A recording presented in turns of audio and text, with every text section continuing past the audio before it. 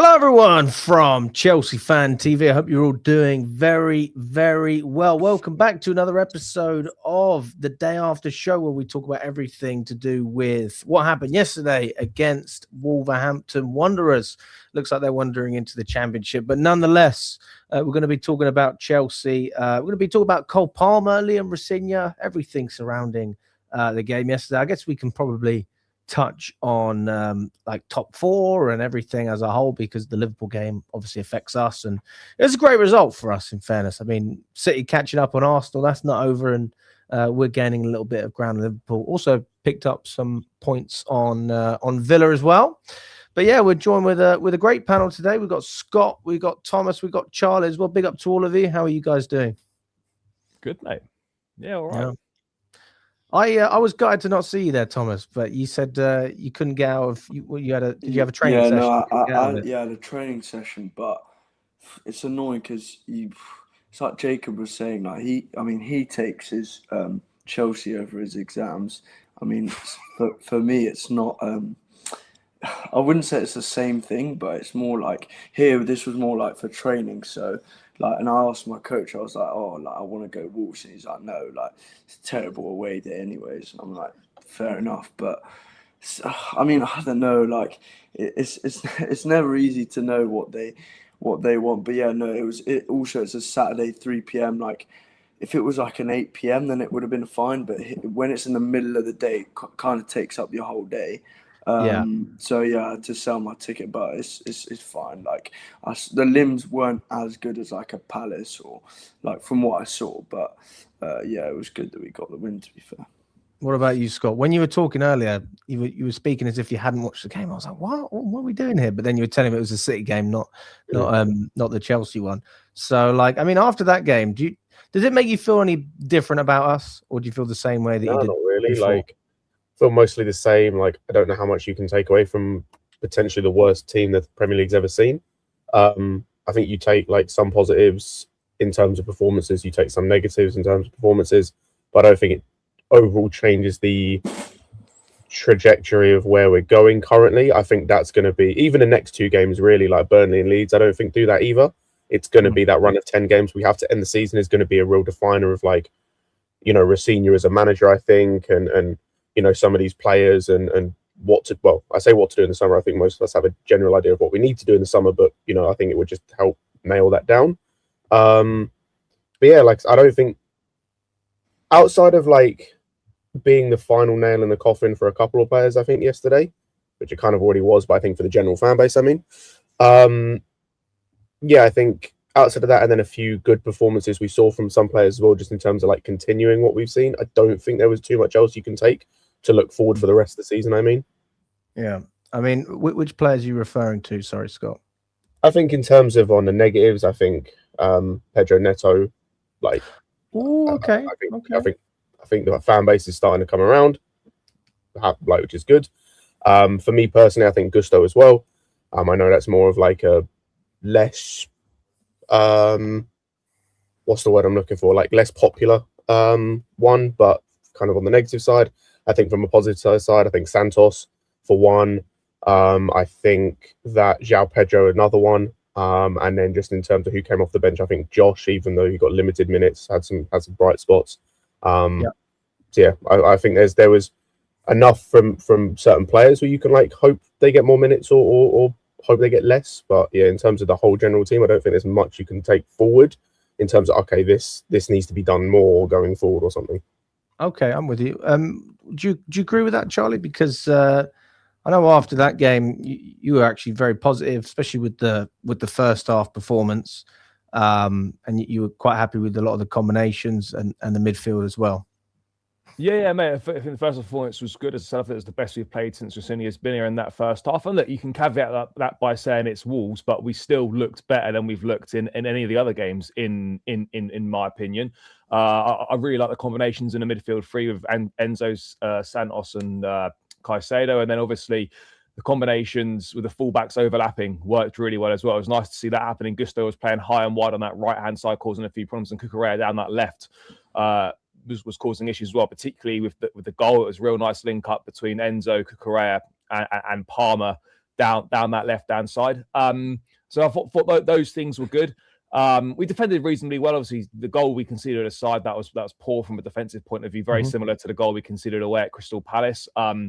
But despite the drop-off in the second half, I never felt like we were going to see a similar situation to what happened in the Carabao Cup. Wolves just haven't got the quality. But at the same time, when we've got this run coming up in March with difficult games, I'm not sure how much of those kind of not being able to put together more of a performance than 45 minutes is going to serve us in those games. But I do agree with Scott. I think if there were perhaps some negatives as it were, I think there's a massive drop off in quality when either Cole Palmer or Joao Pedro aren't on the pitch.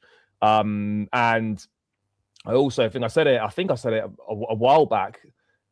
Despite all the money we spent, the wingers is our weakest area of the squad. Forget centre back, because centre back we know we need someone. The wingers is our weakest area of the squad. Esteval aside, you can't rely on any of them. Gittins has been awful. Garnacho, he only really seems to be impactful from the bench. And Neto, having finished last season, when I had a good Club World Cup and had a reasonable start to this season, for the last 6 weeks or so, maybe a bit longer, he's been terrible. And I just look at the wingers we've got, and outside of Esteval, none of them seem to have any footballing IQ. None of them can take their man on. None of them play on the front foot. And it's a real concern. And that front three we finished the game with, Delap, Neto and Garnacho, it's awful. It's absolutely awful. I mean, I will say this, though. I mean, I think I said this to Charlie after.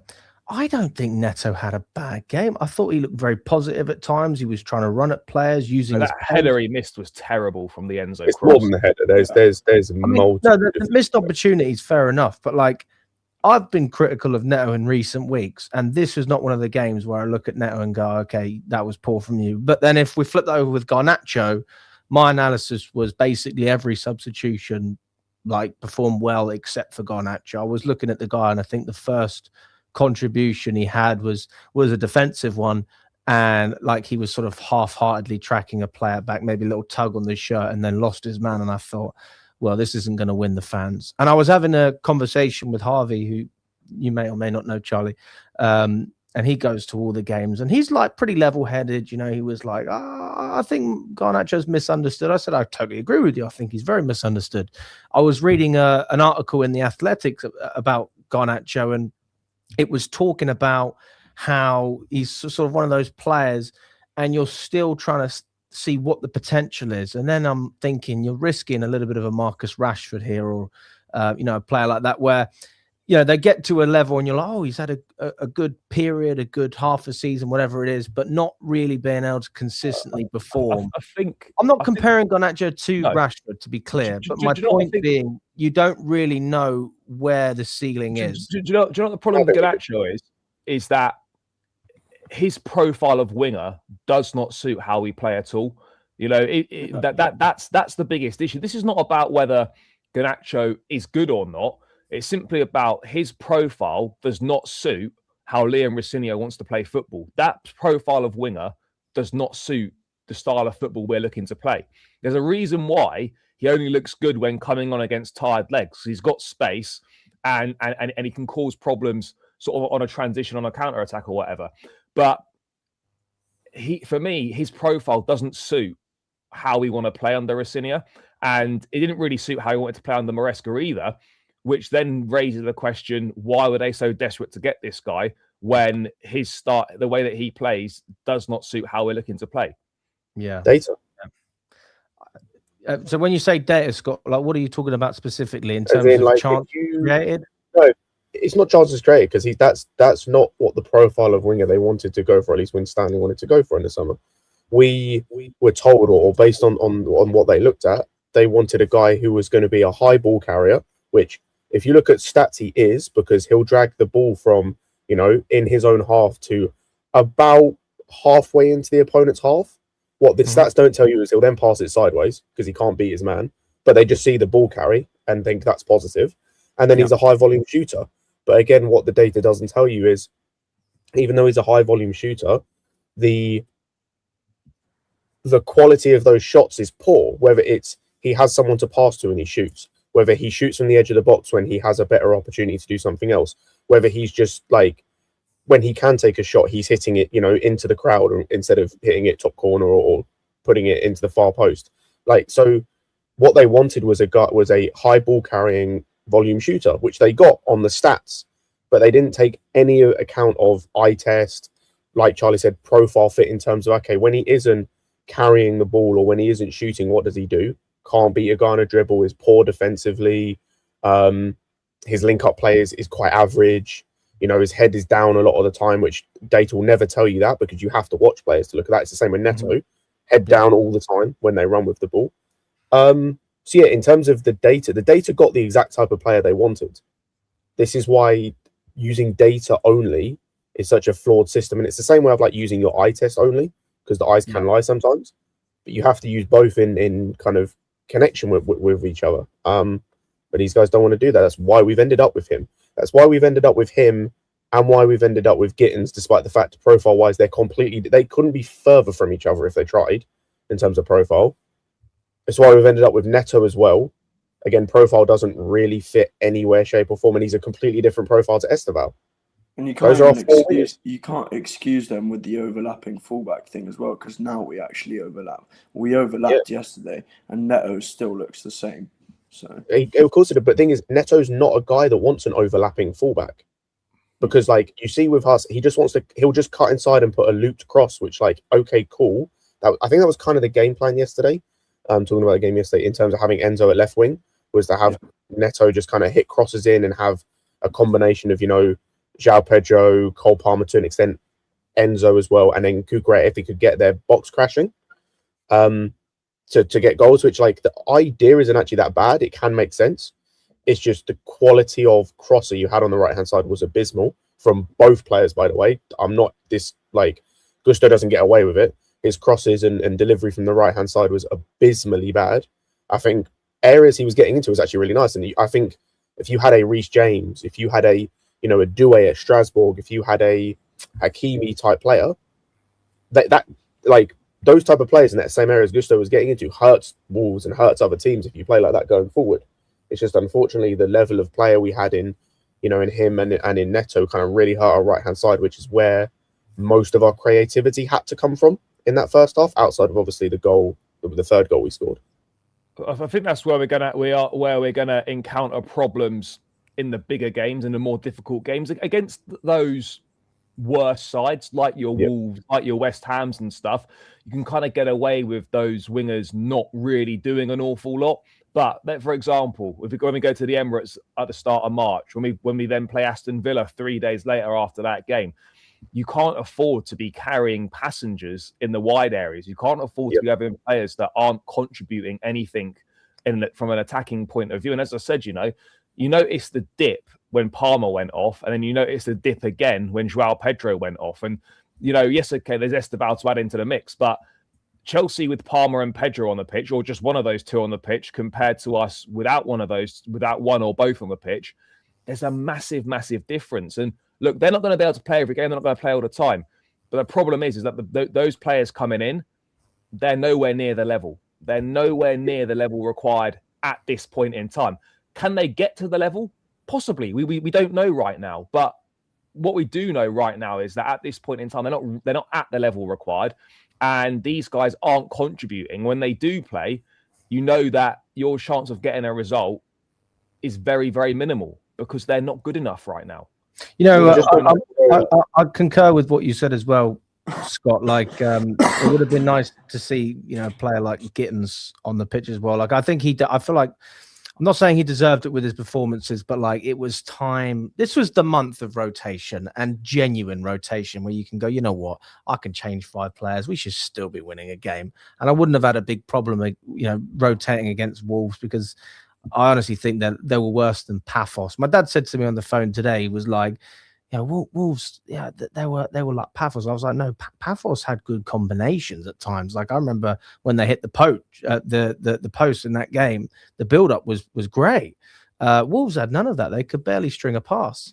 And yeah, I'm looking at certain players, and I'm definitely expecting more. I do think that the whole thing on Neto is a little bit harsh for this match. I'm not sitting here saying he was great. I don't think he was poor. I think he was But Garnacho stood out to me as a player that he just I don't know. And also that's what Scott was saying as well before. Like we have a system where being able to be good 1v1 is really important. Yet we brought in Garnacho and Neto, who I think Garnacho's got the worst like 1v1 like success rate. That was last season. This season isn't terrible. I will give it to him. Like he's not. I think he's on like a 30-something% success rate, which like when you compare to other wingers isn't terrible. Like it's not so far off, but again, it's one of those things that like data doesn't tell you anything. More often than not, it's because he doesn't try and dribble more than like he just fails. He just refuses to dribble. Yeah. But are you talking about? Sorry, is that Garnacho or Neto? That's Garnacho. I think like if you just looked at the stats on Garnacho this season, he actually looks all right, which is why you've got to look outside the stats as well. The stats only paint half the picture because we've all watched him and we know that he's not really been that great. He's had moments here and there. But if you actually looked at his stats, you'd think he'd done reasonably well this season. And, you know, his numbers aren't awful, but if he was a squad player and he was coming in here and there, but the problem is he's basically a starter on that left-hand side. And it's interesting because you look at Gittins, right, who, if you look at what he was about in the Bundesliga, his dribbling and that's some of his highest, data scores or however you want to refer to it. Like he ranks really highly, like in dribbling or whatever last season in the Bundesliga and kind of as a 1v1 player. But he obviously hasn't got confidence right now, or is injured at the moment, but like hasn't really had the confidence this season. We've seen a couple of moments here and there, but it just goes to show you've signed sort of two totally different profiles of winger on the same side. And then you've got Neto, who is very good from a defensive standpoint, produces some numbers, but his actual general wing play is distinctly average. His footballing IQ is very average. I would say the only winger we've got who plays without fear, who drives at his man, who takes his man on, who will take his man on every single time, even if he loses the ball, will go back again and do it the next time, is Esteval. And all the money we've spent on wingers, and you've basically got one winger who is good at what he's meant to be doing. The rest, I think on the Neto thing, by the way, like I think the GNA thing is massively overblown. There's two stats I've just found because I was interested because you talked about Garnacho stats, and I do agree statistically. Like if you look at it in all comps, it's not bad in terms of like the dribble thing. Yeah, he is 1 goal and 1 assist behind Pedro Neto this season in all comps in 8 less games. Pedro Neto has gone 12 games in all comps without a goal involvement. His last goal involvement was against Everton. He's gone nearly 2 months without a goal involvement. Yeah, that's exactly what I was at the start. Like his last 2 months have been terrible. Yeah, he's won 9 in the league. Like this thing with Neto, I think he's terrible. Like he's just not a good player. And I think the biggest thing about yesterday that was frustrating, and it's not the first time we've seen this, he is such a selfish player. Either that or he has some of the worst decision-making we've ever seen from a winger. There was 2 or 3 moments in the game yesterday, and the one of them I'm going to refer to has been shared all across social media. He has Cole Palmer through on goal. It's one touch. It's like a simple pass, and he just wants to take the ball and shoot because he's more interested in his own game and his own goals and his own play than he is about the team. He's more interested in if there's a moment he can find an opportunity, he'd rather take that than try and help someone else. And I think you just see that with the way he plays. He's got some weird, I don't know, beef seems like the wrong word, but he's got some weird thing with Palmer. He just seems to refuse to want to pass him or refuse to like interact with him in any way that like indicates he's a teammate. Like, I don't know if anyone saw the clip of like after Palmer scores the goal, the third goal, as they're celebrating, he's running back to the center circle. Like, celebrate with your team. Celebrate with the guy who scored. Why are you running back to this or jogging back to the center circle? Like, I've said this before. He thinks he's CR7. He actually thinks he's CR7. It's that, like, him being Portuguese, and there's a few Portuguese players that have this as well. Dalot's the same. Bruno's kind of the same. Felix was the same. Like, these Portuguese players, they think they're CR7 because they've played with him. Like, yeah, I'm so tired of Neto in this team. I can't wait for the summer. So you think Neto has an ego problem? Yes, 100%. You see it with the way he plays. It's either ego or he's the stupidest player I've ever seen play football, because you've got a guy through on goal, it's one touch, and he takes 4 touches to shoot it into the defender. I think that's just a lack of IQ, or like. That's fine. I'm calm with that, saying he's the stupidest player I've ever seen play football. Like, it's one or the other. He does, but pretty much every winger we've got lacks footballing intelligence, like other than Esteval. It is a problem. It's definitely a problem. As I said, in these kinds of games against this level of opposition, it's not as big an issue because you can get away with it because of the level of the opposition. But when we're coming into the run we've got coming up, it's like these guys have really got to up their levels massively, because you saw what happened. You saw against Arsenal in the second leg of the Carabao Cup. You know, when we had to try and take the game to them to get a goal, we had nothing. Admittedly, we were missing a few personnel. Obviously, Esteval wasn't fully at it, and Palmer wasn't, bang on it, and Garnacho is Garnacho.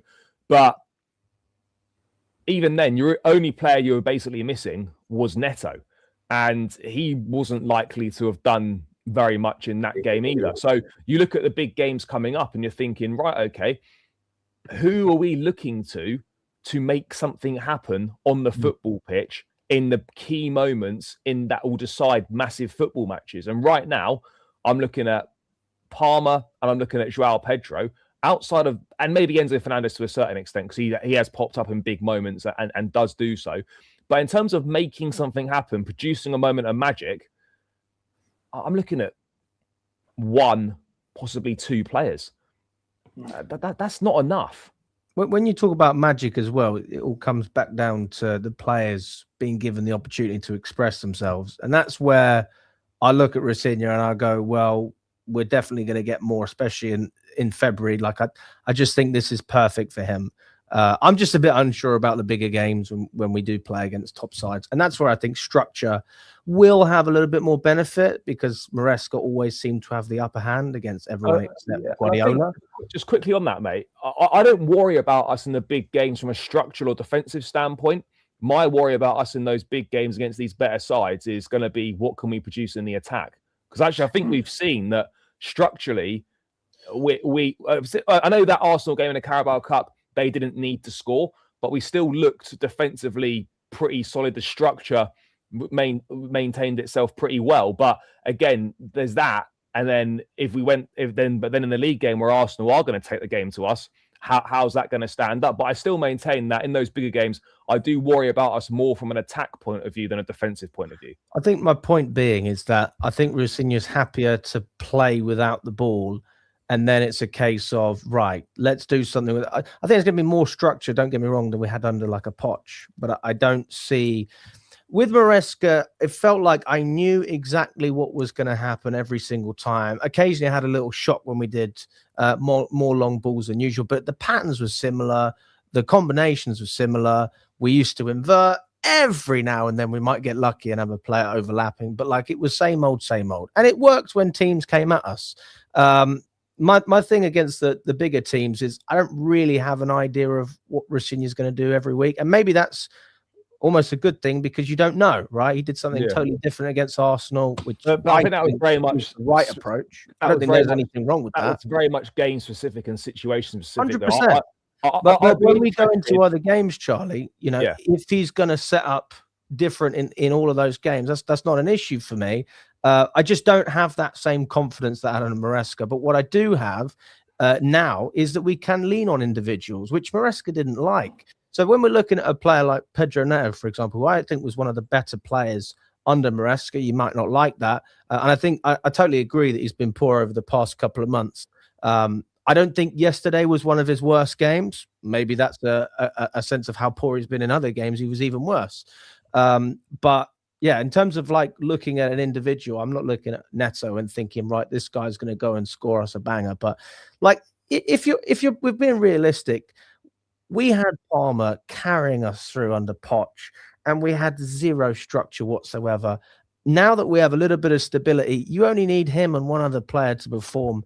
And if that's Joao Pedro and maybe Enzo chipping in with a few as well, hopefully Esteval, like you're pretty competent. You're pretty confident in that sense. But that goes down to Rosenior as well, just giving the guy the freedom to actually operate. Because I'm looking, and I want to touch on the formation as well. I don't know what you have to say about this, Thomas. Like when I saw Enzo on the left side, I was trying to understand the thought process behind it, and the people sat around me. We were talking about it, and we were going, maybe it's something about trying to drag players away from Palmer to give him more freedom. They were talking about Paul Merson. I was like, I don't know about that. He's not the same profile as Jackson.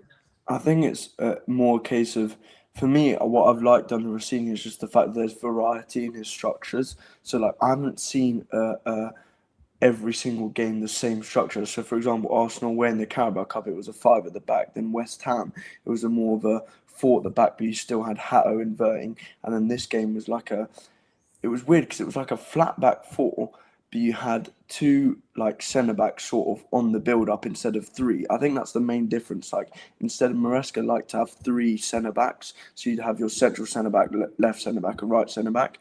With Fofana and then Cucurella and maybe a Colwill or whatever, Chalobah.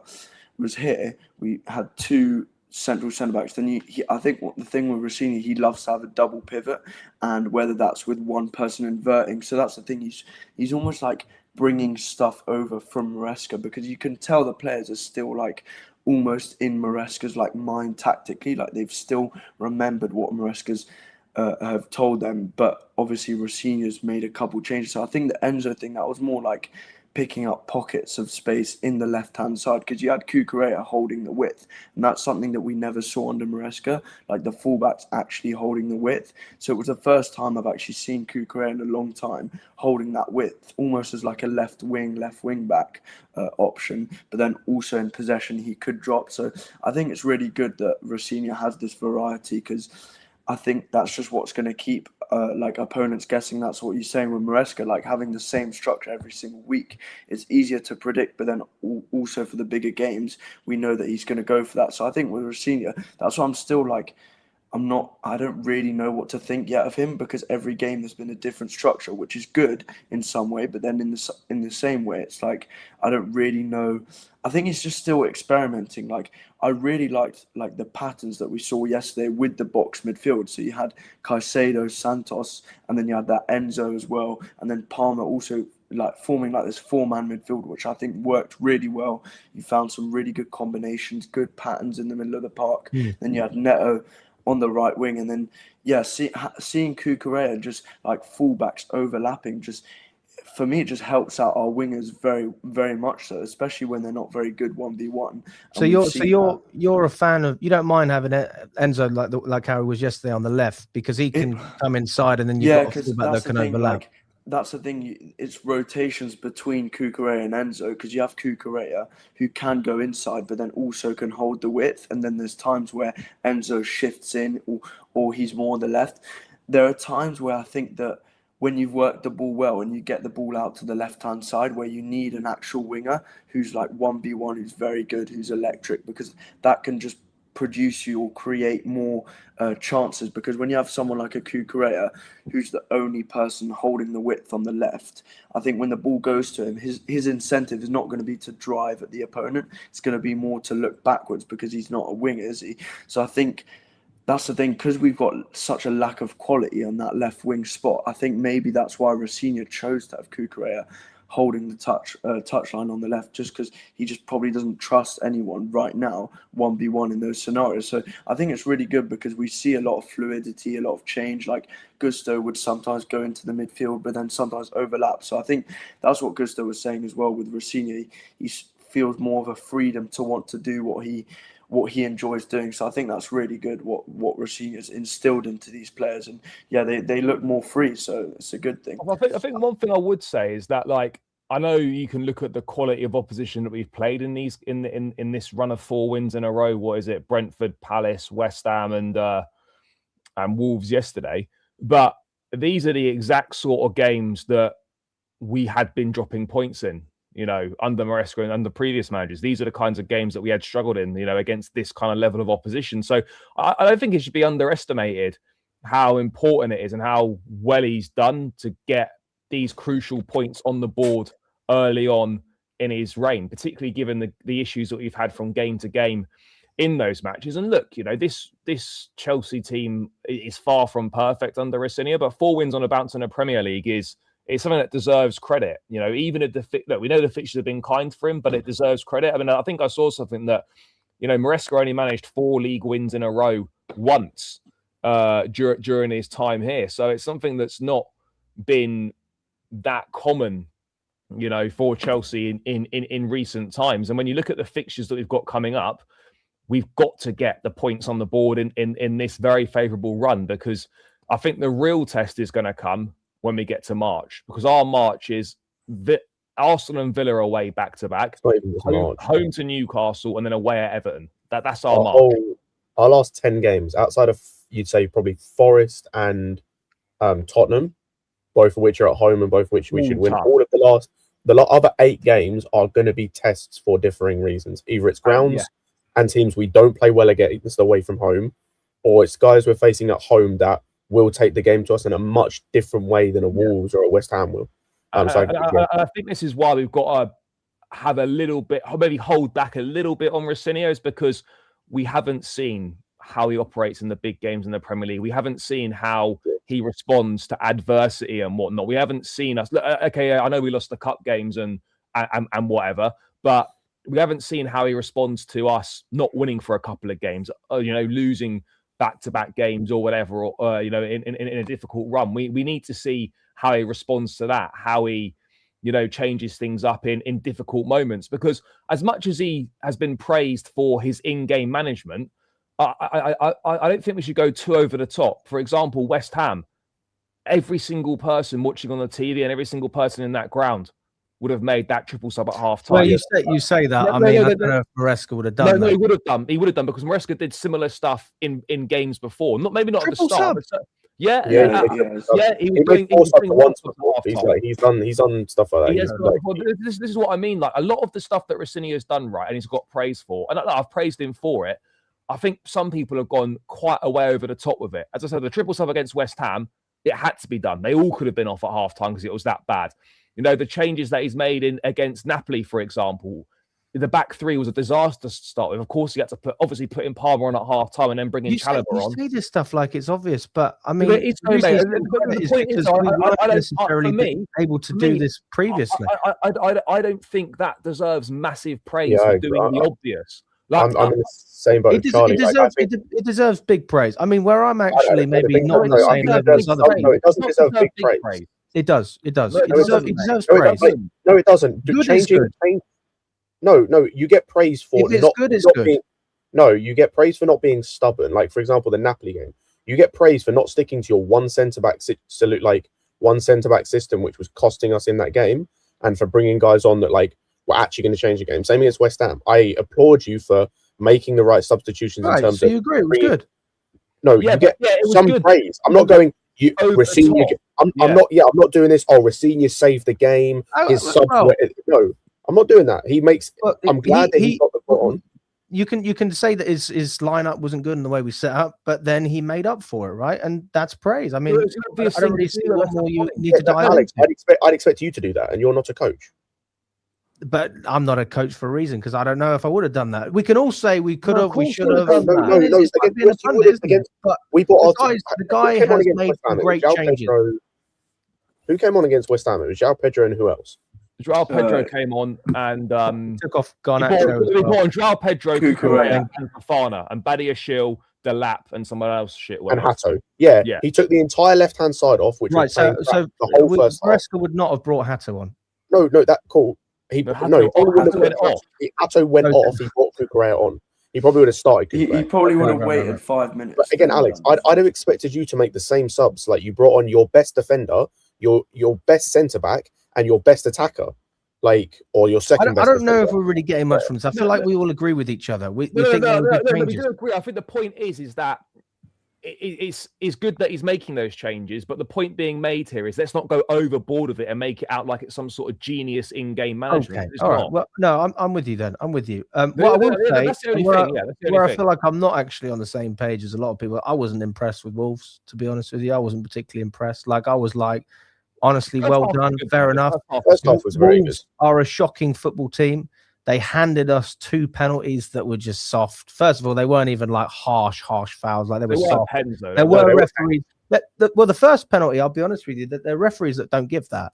But having said that, like fair enough. And then Palmer obviously scored a great goal. But to sit here and act like that was some sort of masterclass, like it was bang average from us. It was bang average. It wasn't bang average. And it was second enough half to be was bad.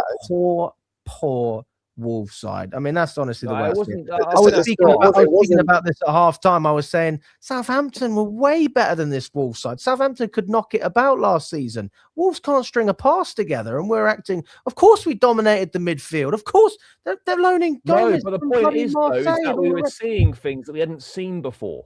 I was going to say against a rubbish team, like it's so like for me. I give more credit for the Napoli subs and the West Ham subs because I'm like, you know what? I know West Ham aren't a great team, but they're a way better team than Wolves. And Napoli, like, they didn't lose a game in 2025 and we're acting like, yeah, we should do it. But actually, like, Wolves that's beat that quite West a Ham feat. team. Yeah, Wolves beat that West Ham team. They're not a good team. Wolves are a worse team than West Ham. We can all agree with that. Everybody knows that. West Ham are crap as well. Like, they're not a good team either. They have a couple of nice players. We can all agree they're better than Wolves. They're better than Wolves because they had a better start to the season. Like, cool. But the point is, they are a better team. Like, regardless of this Wolves game is, for me, like, honestly, I left the game to go, fair enough. But honestly, I was like, we didn't get a clean sheet. I wasn't massively entertained, if I'm being totally honest with you. Like, if we hadn't have had the 2 penalties, there's no certainty that we would have broken down Wolves mentally so that we would have opened up for the third goal with Palmer. Like, this is the God honest truth. And people are acting like it's some sort of masterclass. What masterclass is 2 penalties? No one's acting like it's a masterclass. All I'm saying I feel like you're giving more credit for this win against Wolves than you are for the West Ham win on Napoli. That's how it sounds to me. All I'm saying is that I felt that first half performance was some of the best football we've played since Rosenior has been here. That's not, for me, I don't think that's overdoing it. So when you say the best, like, break it down for me. So in terms of we weren't all over the place for a change, considering the first half we saw against West Ham. So you're just saying we were in control. Is that what you're saying? Yeah, so we're in control. So compare that to first halves against West Ham, Napoli, Paphos, Brentford, Palace, all shocking first halves. Yep. This was a better first half. There was more control. There was more structure. Fullbacks were overlapping. There were nice combinations in the midfield. Yep. All of those things are things that we've not seen at any point this season under Rosenior. I agree with you on that. I think we're in control. Maybe where I'm sort of going a little bit off piece there is I'm going, I'll be honest with you, I was watching the game and it was like I was watching Maresca ball at times, which frustrates me because I'm like, I want to see us be a little bit more direct. I want to see us create more. And I just feel like the fact that we scored 3 goals, it wasn't really deserved. But the build-up wasn't that slow, though. Like, why wasn't it deserved, though? Because we scored 1 great goal from a nice team. Deserved in the sense of, and we got 2 if we would have scored 3 goals from open play, it would have been a different conversation. And why does it matter where the goals come from? It came from incompetent defending from Wolves. Yeah, but that's part of football. That's what happens. No, I'm not saying it's not part of football, but I'm just saying, like, I'm not going to give massive credit. The fact that we won, the fact that Joao Pedro did good. So the fact that Joao Pedro did good hold-up play, good on Joao Pedro, good on him. I'm not trying to shit on him. But I'm just not sitting here getting carried away. I can't. If we're going to do this, then I can use the same logic for the Napoli. Getting carried away. The Napoli game was terrible outside of 2 moments of magic from moments of magic from Joao Pedro. Like, that was an awful game. That was awful. We were terrible that game in terms of as a team outside of Joao Pedro. We can do that for so many of these games that we did. West Ham, shocking first half. Like, we were worse against West Ham in that first half than we were at any point against Wolves yesterday. Shockingly bad. Like, terrible. And even in the second half, like, it got better and we scored some goals. But like, we can do this for so many games.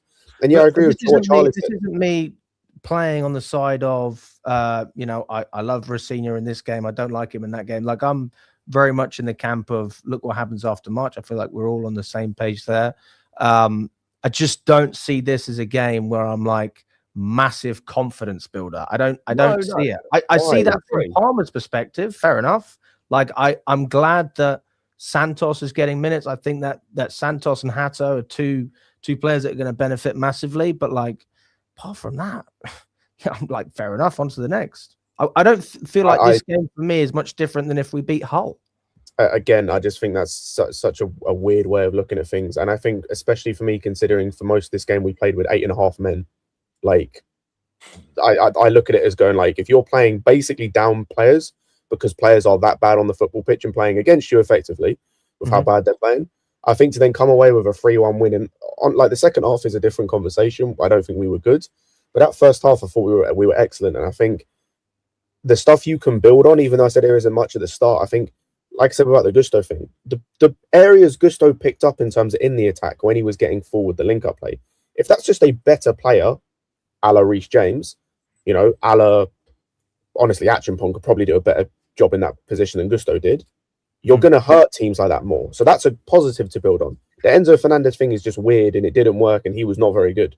But I kind of understood the plan, whether it works or not. It kind of worked for the third goal. But like the midfield was excellent.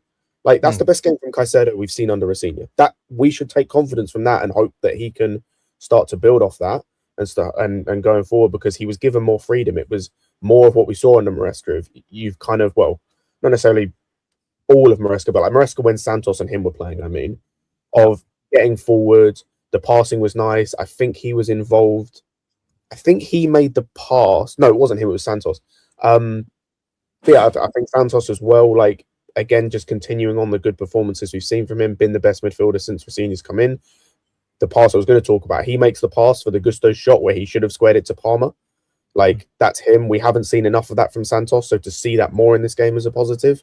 I think as well. 100%. I think you see the attacking stuff from Kukurea is good. Again, we haven't seen too much of that, especially from a crossing point of view.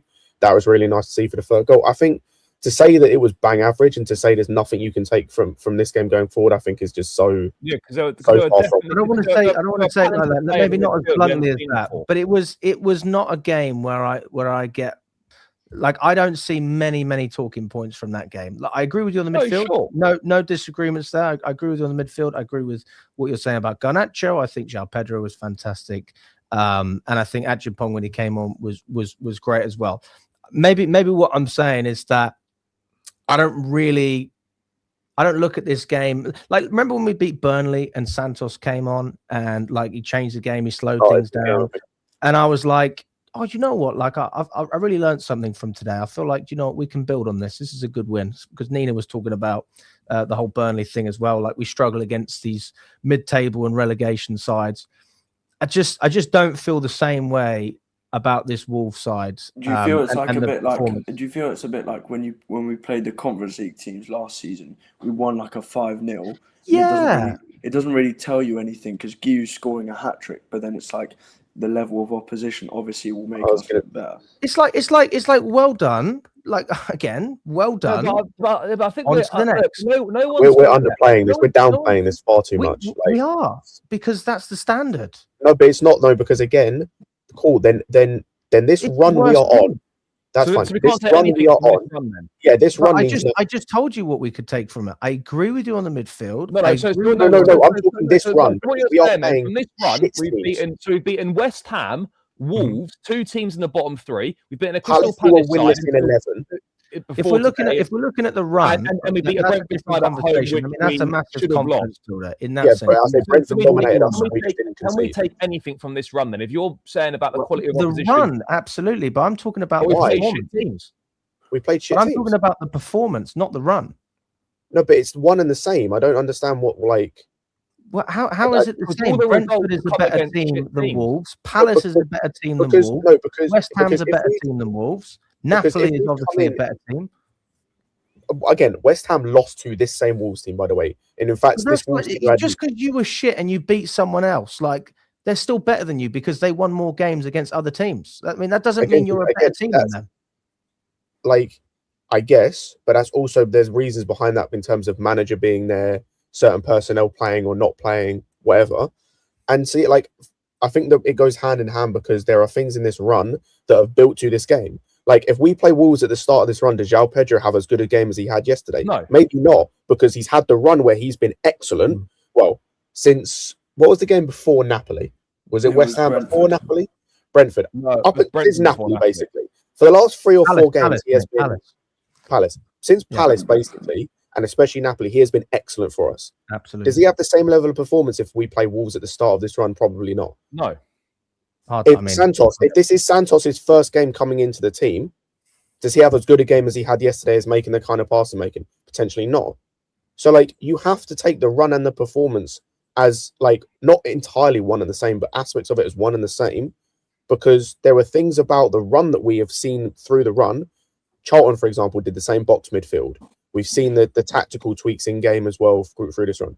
You have to take that and apply it to this game and apply it forward. If this game means nothing going forward, then the run means nothing, because what we're saying is when we get to the big games, Joao Pedro can still play like a shit as he was doing prior to Napoli and prior to Palace. You know, Santos might look out of place. Caicedo's going to go back to what he was at the start, like where it was just poor performances. We're going to see, you know, terrible defensive performances. We're going to create nothing in attack. But, like, you can't do that because that would be stupid and, like, that's just ludicrous. So you have to take things from the run and have to take... I do take that. Do you know what, Scott? Fair enough. Maybe my point wasn't clear. I was trying to talk specifically about that game individually, not looking at everything else. But if you look at it from that side and you look at the run, the form, like, I'm with you on that. It's a great confidence boost. Like, you can't deny. I think the one thing I will say that I agree with you on in terms of from this game from a negative standpoint that has to be touched on because it comes into the second half. And I think this isn't down to manager. This isn't down to, like, I think it's a little bit mentality. I think it just goes back to the quality argument that Charlie and we all had earlier. We have an inability with these teams, and we've had it for multiple managers, to put our foot on their neck and really, like, just basically squeeze. Just basically don't take your foot off their neck. Like, we've had it with West Ham, you know, we had it with Wolves yesterday. We've had it with so many games where these type of teams, we should have scored 6. It should have been 6-0. It should have been just a battering, and we should have come away with just like, cool. We scored 6 goals. You know, maybe, I don't know. Garnacho got a goal. Delap came off the bench and got a goal, boost his confidence, and we just take positives going forward in that sense. But we cannot kill these teams off. Like, it's always nerves. It's always, you know, we let them back into the game. There's poor, like, decision making in terms of keeping hold of the ball, giving away sloppy passes. That's the real kind of negative from myself in the second half that I think we see. And it's just, we need to work out how to do that. And I think the biggest differentiator in that is quality. Charlie touched on it earlier. I think it helps if you're not bringing Garnacho, Delap, and, you know, guys like that off the bench to come into the game, because they're just, the quality dips so much. But it's always going to be a lull in the second half, though, when you go 3-0 up, though. That's the thing.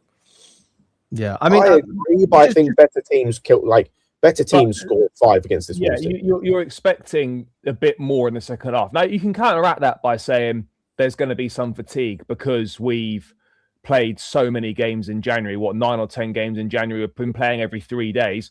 Like, you are going to struggle to see a level of performance maintained for close to 90 minutes. However, I do agree, Scott, that the one thing that you would say is missing right now, and Rosenior touched on it after the game yesterday, he's aware that we've not been able to string together a 90-minute performance. And this goes back again to the bigger games coming up, where playing well for 45 minutes is probably not going to get you a result against Arsenal, and it's not going to get you a result away at Villa, and it won't get you a result against Man City or whatever. You've got to play well for longer than 45 minutes to get a result in the bigger game. So if you're throwing it forward and projecting forward a little bit, then you need to look at that and think, right, okay, this run's been great. We're 4 league wins in a row, hopefully 5 against Leeds on Tuesday. But with these bigger games coming up, and it's good that we've got a week off between, we've got a few days off between Leeds and Hull, but then we've got a week off between Hull and Burnley, which is really important as well. Let's try and get some rest and recuperation in the legs, because against Arsenal, against Villa, we're going to need more than 45 minutes. So that would be my only concern so far from what we've seen under Rosenior, is that we've not been able to string together a performance for longer than 45 minutes, really.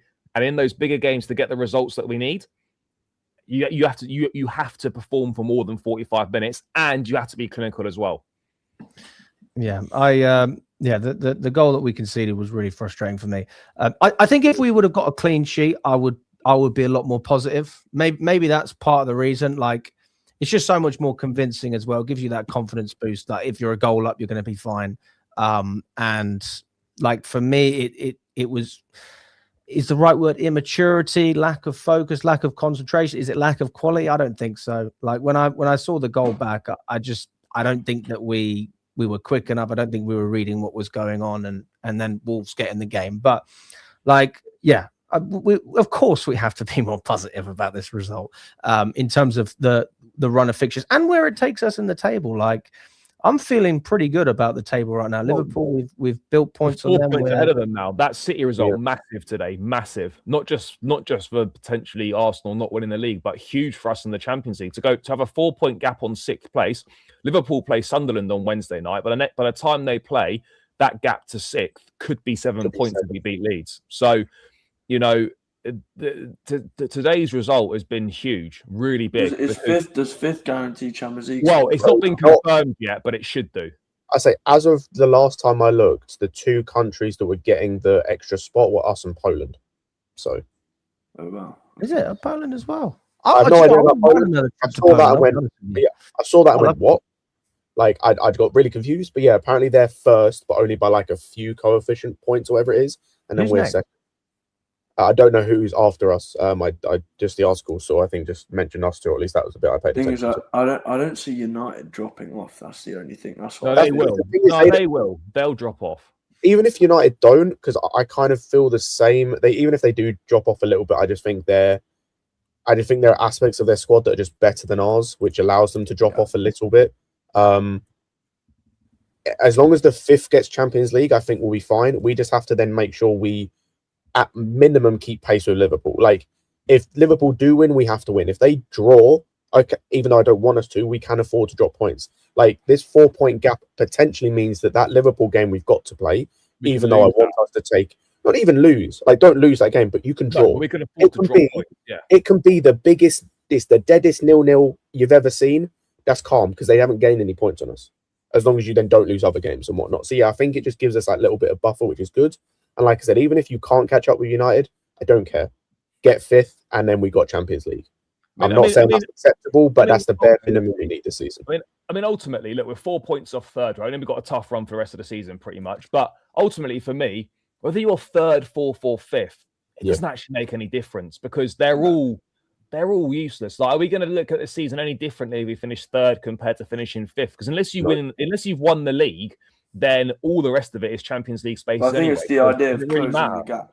It's the idea of closing the gap, isn't it? Yeah, but what I'm saying is, though, we could finish, like, in theory, we could have finished 2nd, right, and be more points behind 1st place than we were last season. Is that an improvement? It's an improvement in league position, but it's not an improvement. And we will finish more points behind 1st than we did last season, unless Arsenal, once they win the league, decide to do what Liverpool did and just decide to just go on the beach. Like, we're going to finish more points off of 1st than we would have done last season. We might even, depending on how it works out, I was going to work it out in a minute, finish with less points than we did last season. Like, depending on money as well. I mean, that's an improvement. I don't know how much it differs. We got 69. We are 26 points off of that currently. I don't know. And how many games we've got left? 14? We've got 13 games. We got 13 games left.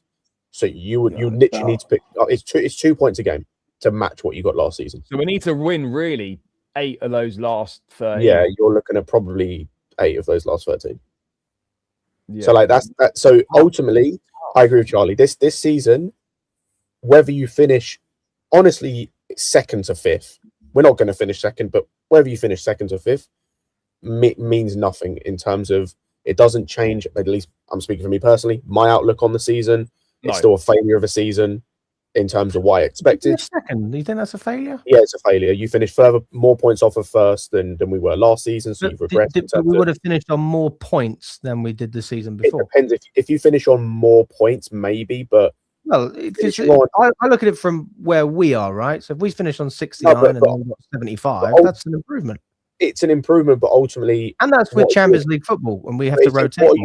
What are you improving towards? Like, getting more points and finishing 2nd, but finishing further from the top, to me, is a failure, because ultimately I'm looking at, we need to win the title, and we're further off the top than we were before, because before we were closer, If you've then finished further points, even if you get more points, you've just finished. You're further away from first. But you can't control what other teams are doing. You can only control. But what I'm saying is, though, like, you can't control. But say, for example, if you'd have won some more games which were in your control, we're less points from top. So instead of being 20, what are we? 13 points currently off of top. We were 15 last season. We were 15. Instead of being 13 points off the top, you could be 7 points off the top. All of a sudden, you're within touching distance of a title challenge. It's easier to make up that gap rather than, okay, you finished on 75 points, but you were 20 points behind the league leaders. Like, that's a big gap to try and make up. That's the way you got to look at it, right? If, for example, right, let's say we got 75 points, as Scott said, or you said, or whatever, and that's more points than last season, but we were 20 points behind the league. That, for me, is not an improvement. Of course it's an improvement. No, it's not. We've improved. No, we haven't, though, because the gap... That's like saying you're a sprinter and you beat your record time, but you still didn't win the race. No, but listen to me. You've improved. Listen to me. You're trying to close the gap to the title winners, right? Even if you get more points, if you are further behind the title winners, you are not closing the gap. You're not closing the gap in terms of getting closer, but you're improving. You're getting better. Like, that's whole all I'm going to ask. As a bare minimum, get better. At least show me some progression. No, but again, there has to be a reason for the progression, right? Like, it's the same way in life. Anything you progress, there's a reason for it. You're progressing to something. Like, I don't go to the gym just to lose a little bit of weight, right? I go to the gym for an end goal, right? I'm trying to reach something. Like, I don't just go, okay, I've lost, I don't know, 2 kg. Fantastic. I've progressed. Job done. Like, that's great. I go, okay, I'm this far from my goal. This is the steps I need to do to get there. If I get really close, that's a massive improvement. If I all of a sudden like go down in weight, but also severely go down in like muscle mass, and I'm trying to get to a certain muscle mass as well, that's not progression, despite the fact I've gone down in weight. So like your sprinter analogy, cool. If I take, half a second off my time, but I'm even further from winning a gold medal, what's the point? Like, what's the end goal to it? Like, are you just running to run? Are you just sprinting to sprint? Or are you trying to compete? That's the thing. The progress is only useful if it's leading somewhere. Like, if we were going to have a serious transfer window and sign the quality of players that we needed, then that progress is leading somewhere. But realistically, right, us getting more points, us being closer to the top of the league at the end of the season, when we know nothing's really going to change in a transfer window, what are we making the progress for? Is the point? Yeah, I think. It's a fair point. It's a fair point. I understand it, but I think that you can look at it in a black and white sense of you're getting better, because when I criticize that is when you start to stagnate or move backwards, right? Finish on the same amount of points, don't win any trophies, continue to do the same thing over and over again. Like, as long as we're going upwards, and that might be slow, that might be fast. You're just moving the goalpost, though, because if we get more points and the other teams have got more points, we've just shifted the goalpost in terms of... Well, we've set the standard higher for the season after that as well. And if we then finish on the same points after that, then I'd go, we've got a big problem here. Not close. The point is, though, like, even if you get more points, right, and we've technically improved, we get more points, if the other teams have improved at a better rate than we've improved, we're not closing the gap. And that's the whole point. No, we're not closing the gap, but we're improving. So I guess what we're saying is two different things. I'm looking at Chelsea specifically. You're looking at the league table. Like, that's fine. I think we're both. Then right you have to look at how the league progresses, like, as time goes on. I think, obviously, individually, like, looking at yourself as a team is important, but then that's the thing. Like, do you compare yourself to the others? But then also, like I was saying, like, I feel like the league this year, apart from first, if you can string 4 or 5 results in a row or 4 or 5 wins in a row, you can literally be in the top 5, top 4 battle very quickly. Look at United. I don't think, did they not win 2 games in a row in a year? And then when Carrick came in, now they've won 4. Yeah, 4 in a row. Like, if you can string 4 or 5 results in a row, wins in a row, you're in the charge for top 4, top 5. So that's why, for me, the league hasn't been that forgiving the last 2 years, and that's why we just need to keep it up, especially and make the most of these fixtures coming up. 100%. I think interesting to see what people are saying. I like the analogy about the the shoes as well. That's a good one. If those other sprinters are getting better shoes over the summer and you're still running with holes in yours, that's a good one. Exactly, it's true. Yeah. But let me ask you this: are you running faster with holes on your shoes than you were the year before? Yeah, but it doesn't matter though, because the other people are running faster. If you've improved your time, as far as I'm concerned, you're training. Yeah, but if others have improved their time by more than you improved your time, it's irrelevant. It doesn't matter. Let's talk about Cole Palmer, boys. Let's talk about him because he looks like he's loving life under Rosenior, to be fair. And honestly, I go fair play in terms of the connection between him and Liam. I do feel like Maresca was respected by a number of players in the dressing room, but I never felt like he was loved. And that's one thing where man management, we saw it under Poch, I guess, as well, like just building a connection with your players. That's going to do wonders for Rosenior. And even if he's not necessarily as good structured, as I mentioned earlier, like I don't really know what to expect, I don't have any doubts that he's going to be making the players feel more appreciated, more in sync with what he's trying to do on a personal level. And I do think that has an effect. I remember years ago, I mean, I'm talking like 7 years ago, we went to a charity dinner and I was really lucky. I got to sit next to Harry Redknapp. And I asked him, like, what does it take to be a good manager? Like, obviously, I know Redknapp didn't manage a top team like Chelsea, but just go with it. And he told me about the Inter Milan game, and he told me about when he brought Bale on as a sub. I was like, how did you get the best out of Bale? And he went, I'll be honest with you, I just fucking made him feel good, told him, things that would make him feel confident, and that was about it. But that's the most underwhelming answer I've ever had. Fair enough. On this though, because Mourinho said the same thing, right? When he went to Real Madrid and he was asked about coaching Cristiano Ronaldo, he said, "Do you really think I'm going to tell Ronaldo how to play football better? Like, I'm not going to do that. I'm going to empower him. I'm going to make him feel good about himself. I'm going to give him that freedom to express himself on the pitch." When you're dealing with the top players in the world or the top players in your team, as a manager or coach, whatever, you're not telling them how to get better at football. You are going to create an environment for them to thrive in. You are going to empower them. You're going to give them the freedom to express themselves on the pitch, and the rest of it takes care of itself. I think where people fall down with bigger players is that they try and overcomplicate it with them. Like, as a manager, part of it is knowing to stay in your lane and realize if you're Rosenior. And I think I'm not going to tell Cole Palmer how to play football. But don't you think there's always you can always make subtle tweaks to however good someone is? Of course, but you're not going to you're not going to tell him how to play football. You're going to give him the freedom to express himself. And I think that's what we're seeing a bit more. I think, look, Palmer did well under Maresca, by the way, at times, but I think certainly in this small sample size we've had so far, there seems to be a little bit less rigidity for him. 100%. I think you see, in terms of like what you said, Charlie, kind of 2 points on the instruction thing. I think that's one thing that kind of managers get wrong at points. And I think Maresca got this wrong at points because different players are going to take instructions in different ways. You have some players can take on a lot of instruction all at once.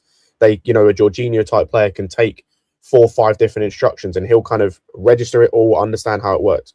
You get some players, you have to give like 2 instructions to max and they have to be real simple. Otherwise, they're just going to get confused. I look at Gusto as an example of one guy. I think Gallagher was kind of similar. You had to just make it real simple for them, and then they could go and do their thing. If you tried to give them 5, 6 instructions and make it really rigid, but they're just going to get confused. And they're the type of players you just don't overthink as well. It's almost like they're dumb in the way that they play football. They are footballing IQ wise, they are stupid. Like there's not a better way of me putting it. They are stupid football IQ, but it's like. You'll get players like that. Like I said, you have to make it really simple. Do you think you look at Palmer like that, for example? He doesn't need. You don't want to give him too many instructions. No, not necessarily. That's not what I'm saying. That was just kind of on the instruction. But I look at him more of like what Charlie mentioned in terms of for certain players, and he mentioned obviously the Mourinho one, and you talked about the Redknapp one. The one I always remember all the time is the Tuchel one with Ferdinand when he was at PSG, and he talked about. I'm paraphrasing this slightly. He basically said, I will build the team and structure the team in such a way of everything up to the attack. Once it gets to the attack, let them do what they want. Because I'm not telling Mbappe and Neymar what to do. I'm not telling them how to play football. They'll create something. they'll do their own Neymar thing had his because best they're season under Mbappe. Tuchel as well, by the way. Yeah. Unbelievable, the best I season. say I think numbers wise, Mbappe did. Neymar might have done actually as well at PSG. Had his best numbers wise at under Tuchel. But yeah, it's like that was a thing of like, and for these players, you don't want to give too much instructions. That's the one aspect, very few aspects that Poch got right in terms of, because his system was very kind of tactically averse in sense of like in terms of instructions. Palmer was able to kind of just thrive in the chaos because it was just almost go out there and do your thing. Like we're just gonna go for it. It's gonna be chaos, but go and do your thing. And he kind of thrived because he could do his thing. That kind of works for players like Grealish. It works for like these other maverick kind of players. You can't just go. You have to be here, and here, and it has to be in this way and that way. And it's like it's just you throttle their creativity.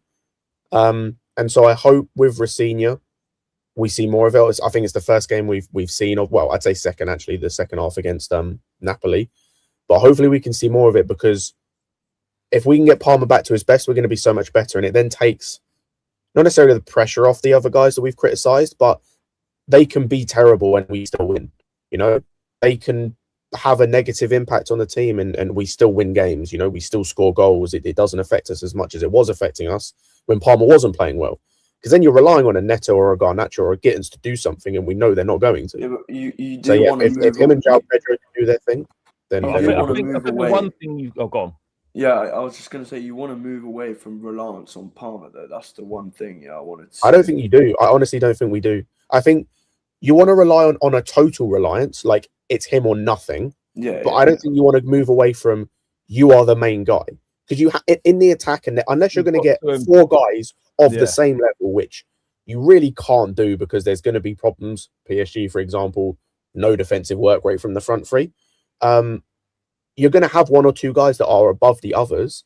It's just they are the ones you rely on. So, for example, if we had Osimhen, we'd probably rely on Osimhen first. Then it would be Palmer. Then it would be a third guy, let's just say Esteval. And then the fourth guy can basically be whoever. Like, it doesn't matter at that point because they have the least reliance on goals, output, being a threat. They're just kind of the fourth guy to do something if something arises. I think It's just City's you're the best relying on- example of that, though. If you look at City, they've got Haaland, Semenyo, Cherki, Bernardo Silva, Foden, all these players. Like, they're not relying on one player. And I wish our attack was a bit more. Like But that comes back to recruitment and a quality issue. But I think lastly, because I've got to go in a second, Alex, you got the it's really important that you empower your best players. You allow them to go out on the pitch, do what they want to do. I'm not saying, Palmer, you never have to defend, but don't worry about that. You know, let the Enzos, the Caicedos, and the defense deal with that. But when the team get you the ball, you need to go and deliver. It was the same with Eden Hazard when we had him. You know, don't worry about defending, Eden. You know, do a little bit if you can. We'll take care of that. But once we give you the ball, you go and win us the game. And I think, you know, you have to give that sense of empowerment to these top players. Give them that responsibility. Don't try and overload them with too much, because if you're telling Palmer to do loads of defensive work, that's detracting away from his game. You want him to be, you don't want Palmer picking the ball up in our own half. You want him in the middle of the pitch. You want him in the attacking third. So yeah, if you can empower your best players, and Rosenior, I think so far is showing that he's a very good people person. He seems to be a very good man manager from what we've seen so far. That's where I think players like him, like Palmer, for example, can really thrive. You know, someone they just need a bit of an arm around the shoulder kind of thing. Go and do your thing. Go and express yourself, and the rest of the team will kind of take care of the rest of it. And I think that's fair enough. Charlie, mate, are you on the piss tonight? Absolutely, mate. It's a Sunday night. You joking? I'm going out for some food. On a Sunday night, He's some of us work Monday mornings, mate. Charlie, I've got Pilates on Monday morning. Oh, well, mate, bloody hell. What time to be alive? I hope you enjoy, mate. 9:15, mate. Don't miss out. Oh, mate. Well, wonderful. Well, I hope you enjoy, mate. There you go. We'll get there one day. We'll get there. Maybe I'll have to show you a few tricks, Charlie. You don't do the PT stuff anymore, do you? No, but I still keep myself fit, mate. I can still do a bit. In the gym, mate. Nice one, boys. Take care. See See you lads on Tuesday if you're about. Nice one, boys. Yeah, have a good one.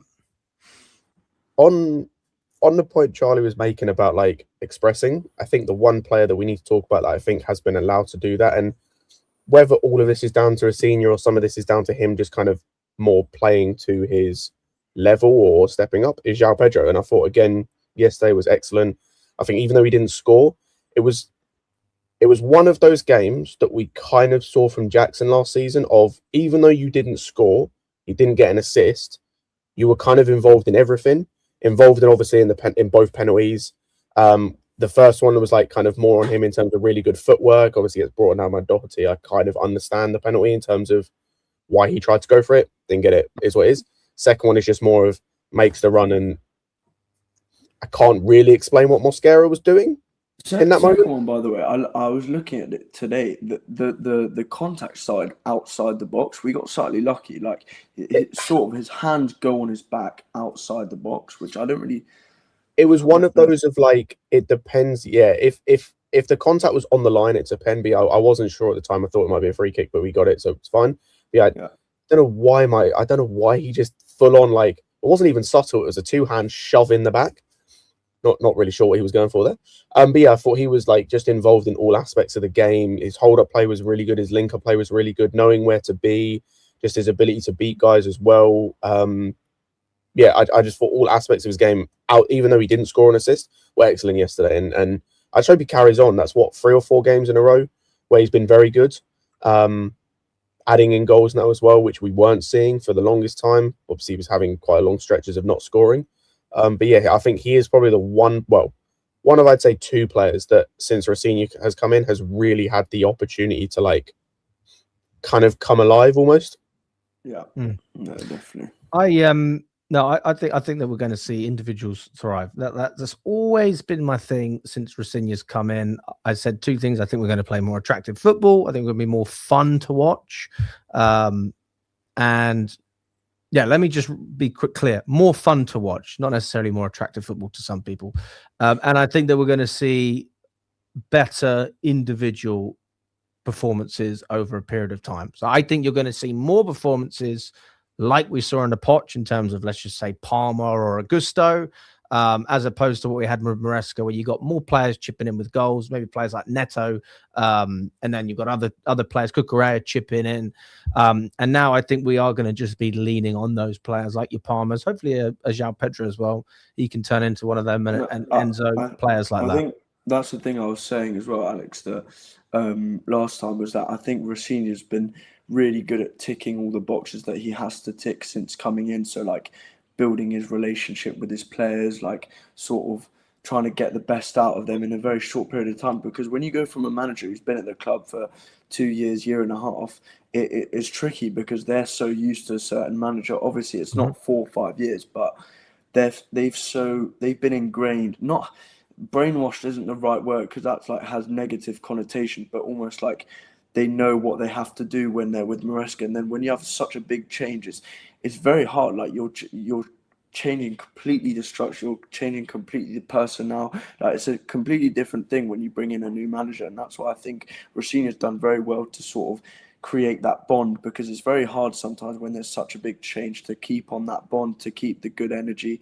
all of that. And I think he's done that well. Like we've seen with the Rosenior interview where Palmer's watching, like you see the Joao Pedro interview where Rosenior like sort of he just starts laughing. Like I think it's good to like he's trying to tick the boxes, make sure that the players are on his side. I think that's the most important thing. When you meet someone for the first time, or when you're judging someone for the first time, the first impressions are always very important. I think Rosenior's sort of, I wouldn't say got that down to a T, but he's done it well. And I think he's at the start, like you were saying, like I wasn't sure if the players were buying into his philosophy, buying into what he wanted to do. But now it's almost as if when Gusto's coming out and saying he's got more freedom, when Palmer's saying I'm feeling a bit more freedom as well, it's always good signs, because those are the types of players like we were touching on that need a bit more freedom. But then obviously you still see the structure that we had with Maresca, and Rosenior's almost making like these subtle changes.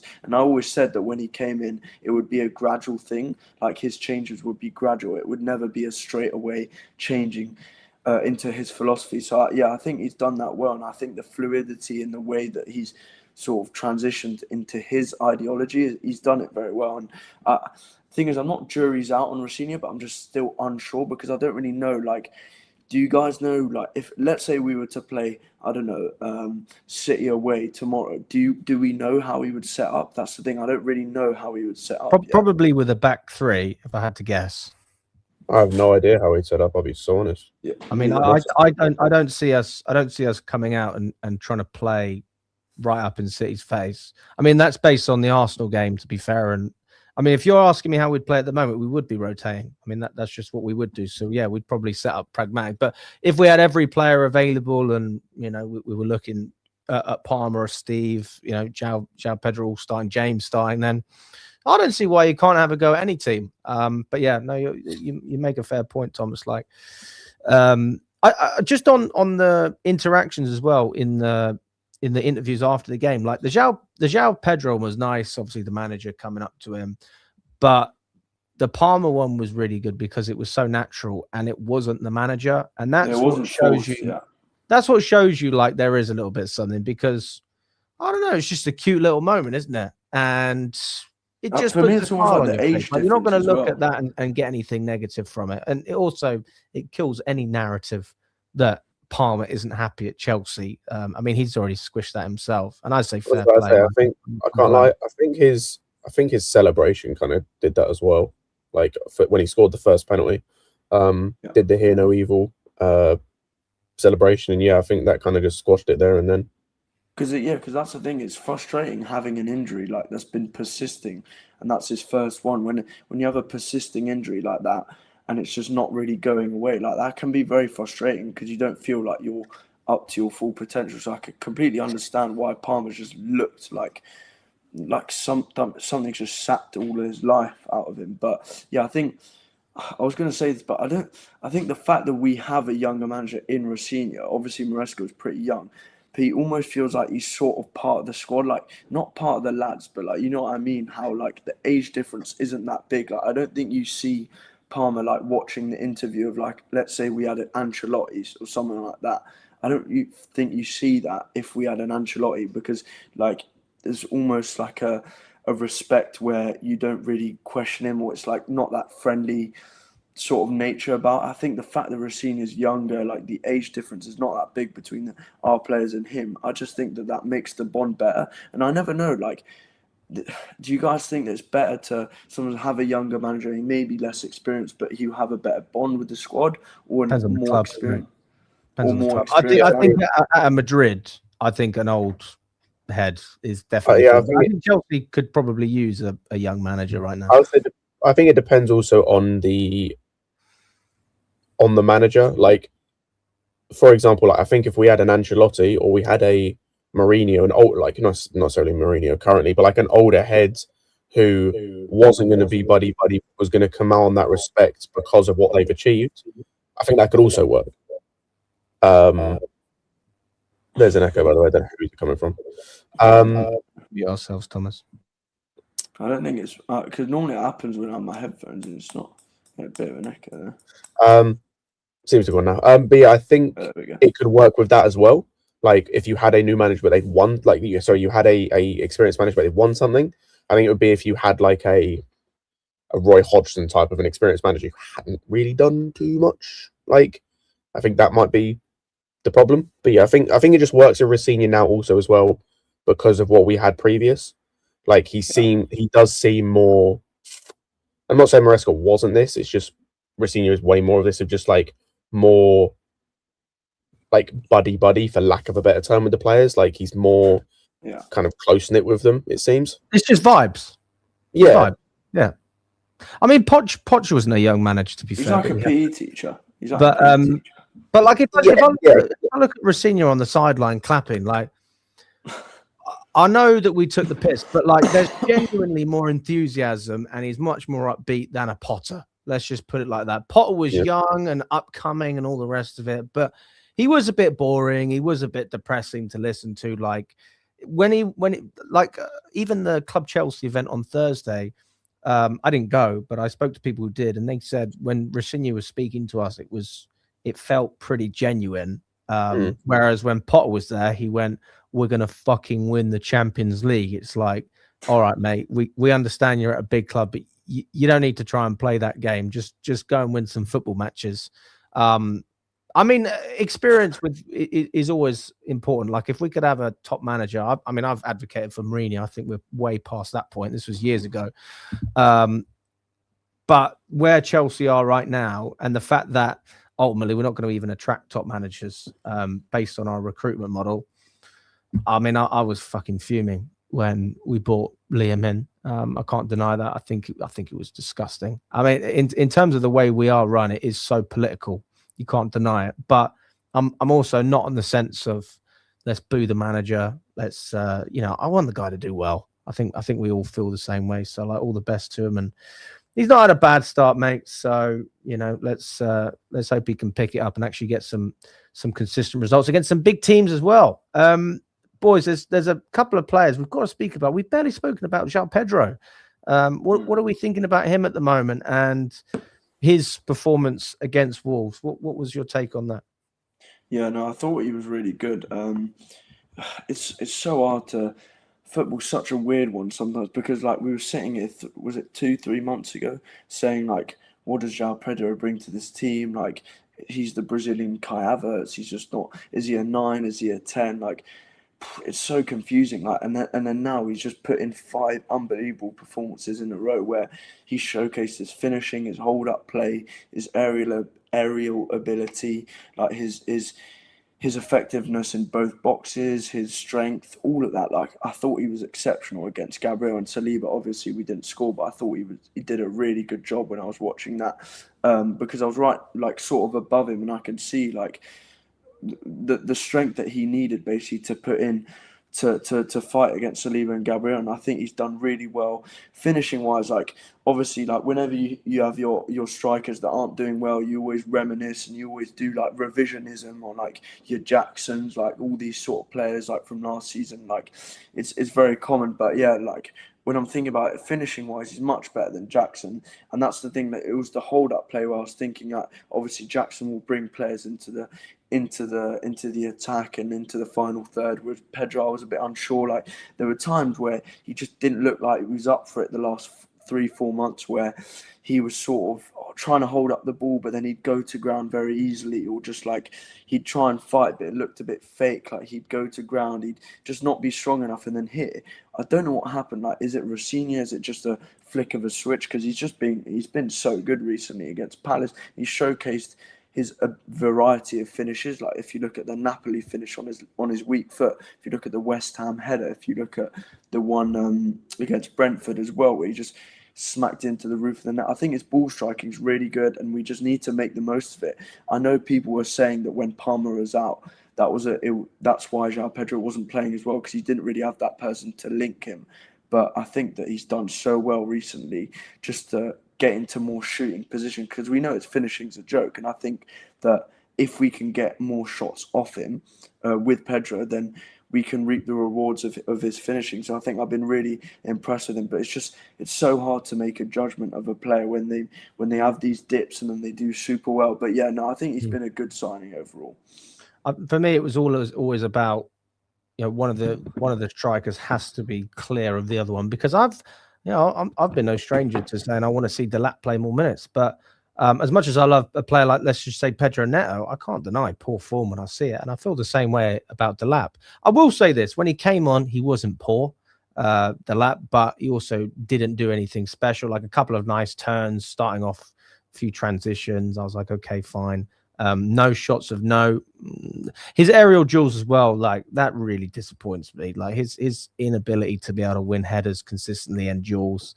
I expected more, because when Delap played against us at Ipswich, the guy was an animal. He was tearing us to shreds.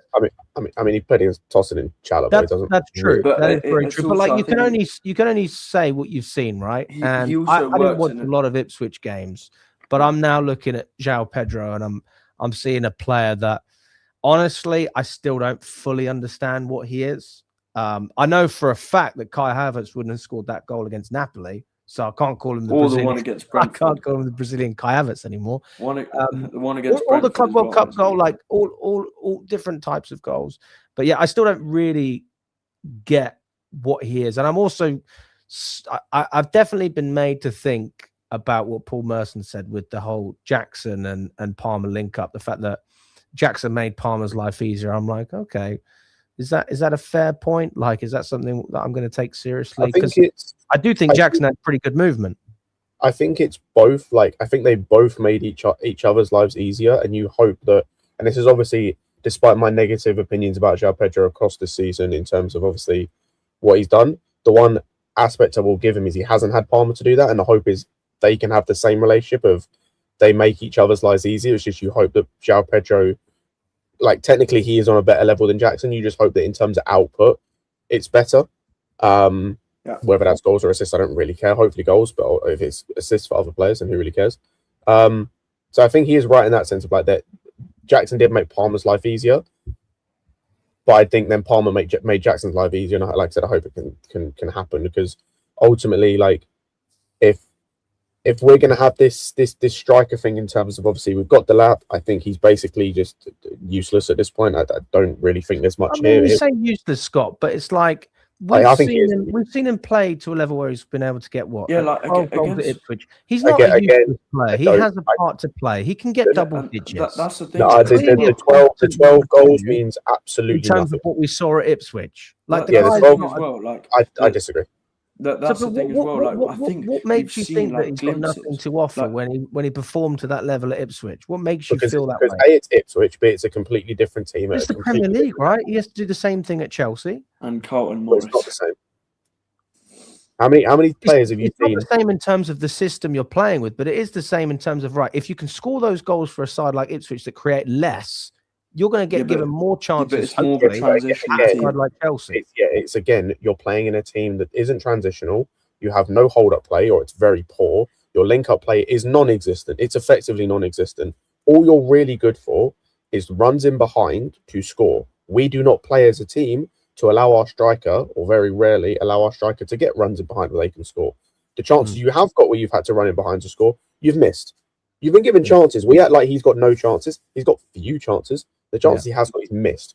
Almost all of them. He has one goal this season for us. The two standout games were City away and Fulham away, and I thought he actually played really, really well in both of them. But he had a great chance against Fulham. I remember he fluffed. I think he tried to chip the keeper. He tried, but that's the thing. Where I remember I was next to Alex for Fulham, and we were saying, like, we're man down, and he's shown glimpses of he can hold up the ball, he can sort of run the channels, he can link up play. But for me, like, I agree with Scott. When you're playing in a team which is transitional, where you're often on the counter attack, you have to score your one or two chances to win the game. It's a completely different scenario, completely different, like, the mentality that you get when you're playing for an Ipswich and you're thinking, okay, I need to take this one or two chance, or I have to make a run in behind. For me, it requires less thinking than a team like Chelsea, where you have to think, hold up play, am I dropping deep? Am I doing this? Am I doing that? Like, am I arriving in the box well? I think it's completely different. How many, also on the 12 goals thing very quickly, and why I just put so little stock in it, how many goals do you think Callum Wilson would score for us if he was playing for us? If he could stay fit, I think Callum Wilson would be a great signing. Okay, how many goals do you think he'd get for us? I think he gets 8 in the Prem. Yeah, I think he gets 8. Cool. You're talking about someone who got 18 league goals for Newcastle and 14 for Bournemouth in the season, both of whom are better than Ipswich. So you just said he gets 8 for us, like, because the level is just nowhere near the same. So this 12 goals he got for Ipswich, that's cool. Go and then show you can score at Everton or West Ham. Like, you've got no business playing for Chelsea, and I think he doesn't really have a future here. But going back to the point about Joao Pedro, I think the why we need Joao Pedro to do so much is because of that, and then also the other guy we've got coming in the summer seemingly can't stay fit. Got to get rid of it. Bro, it's so tough, bro. It's so Are we tough. cursed? We might be. We might be, but yeah, like, so I think. To be fair, Xhaka got injured as well. Do you think the physios are rubbing like poison with the oil or something like that? They're doing something to our players. So I think Joao Pedro just needs to keep scoring and playing well as well, because our options are just there is nothing else. For me, Delap just needs a run of games, and honestly, I am going to play the card of I want to see if he can improve after a season. Like, Cucurella came in and struggled, and then lo and behold, the guy was one of our better players. I'm not sitting here saying Delap's anything like Cucurella. Cucurella was actually more established than Delap when he was signed, but I just don't see how a guy that performed, like the fact that we were able to get Delap for 30 million, number one, was a good piece of business. And They I think could have that's easily why we got went for him. 50 million for him, 40 million. Like they could have got an extra 20 if they wanted to, and someone would have paid it. It might not have been us, but I could realistically see Man United paying that money, bearing in mind what they paid for Sesko. And yeah, I just think it's a bit unfair. Like the guy's a young player. I know a lot of our players are young, but that is obviously a factor. This is his second season in the Prem. If he can't do it after 2 years, like even a couple of months into the season next year, like fine, cut your losses, get rid of the guy. But to sit here and say, I want the guy out, people are saying he's the worst signing I've ever seen in my life. Like, he's the worst striker we've ever had at Chelsea Football Club. I'll say no, that. Gonzalo Higuain was the worst I've ever No, seen. Higuain was better. I watched Higuain on a regular basis, week in, week out. Higuain was better for us than he was. He actually scored, to be fair, Higuain. Yeah, Higuain scored against Huddersfield. Do you know, fun fact, Broja has the same amount of league goals as Delap does this season. Does he? How many has Broja got? One. Broja's a better striker than Delap. Datro Fofana's better. Not true. Yes, he is. Datro Fofana's a better striker. Broja wouldn't have been able to get what Delap got at Ipswich. Yeah, he would have. No, he wouldn't. To be fair, he did it at Southampton. He did it. He did it at half a season at Southampton. What are we talking about? He 100% would have done in half a season. No, he hit 7, I think, in half a season. Well, he's not as good then, is he? I mean, look, for me, I think Broja had a lot of injury problems. Like, I think that he could have definitely filled his potential. I think it's a pointless argument, though, when we talk about Broja or Delap. My point is very simple.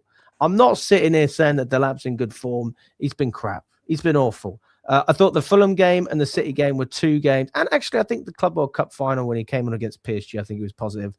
Like, those are 3 games that stand out to me. And I go, yeah, I was really enjoying what I was seeing from Delap.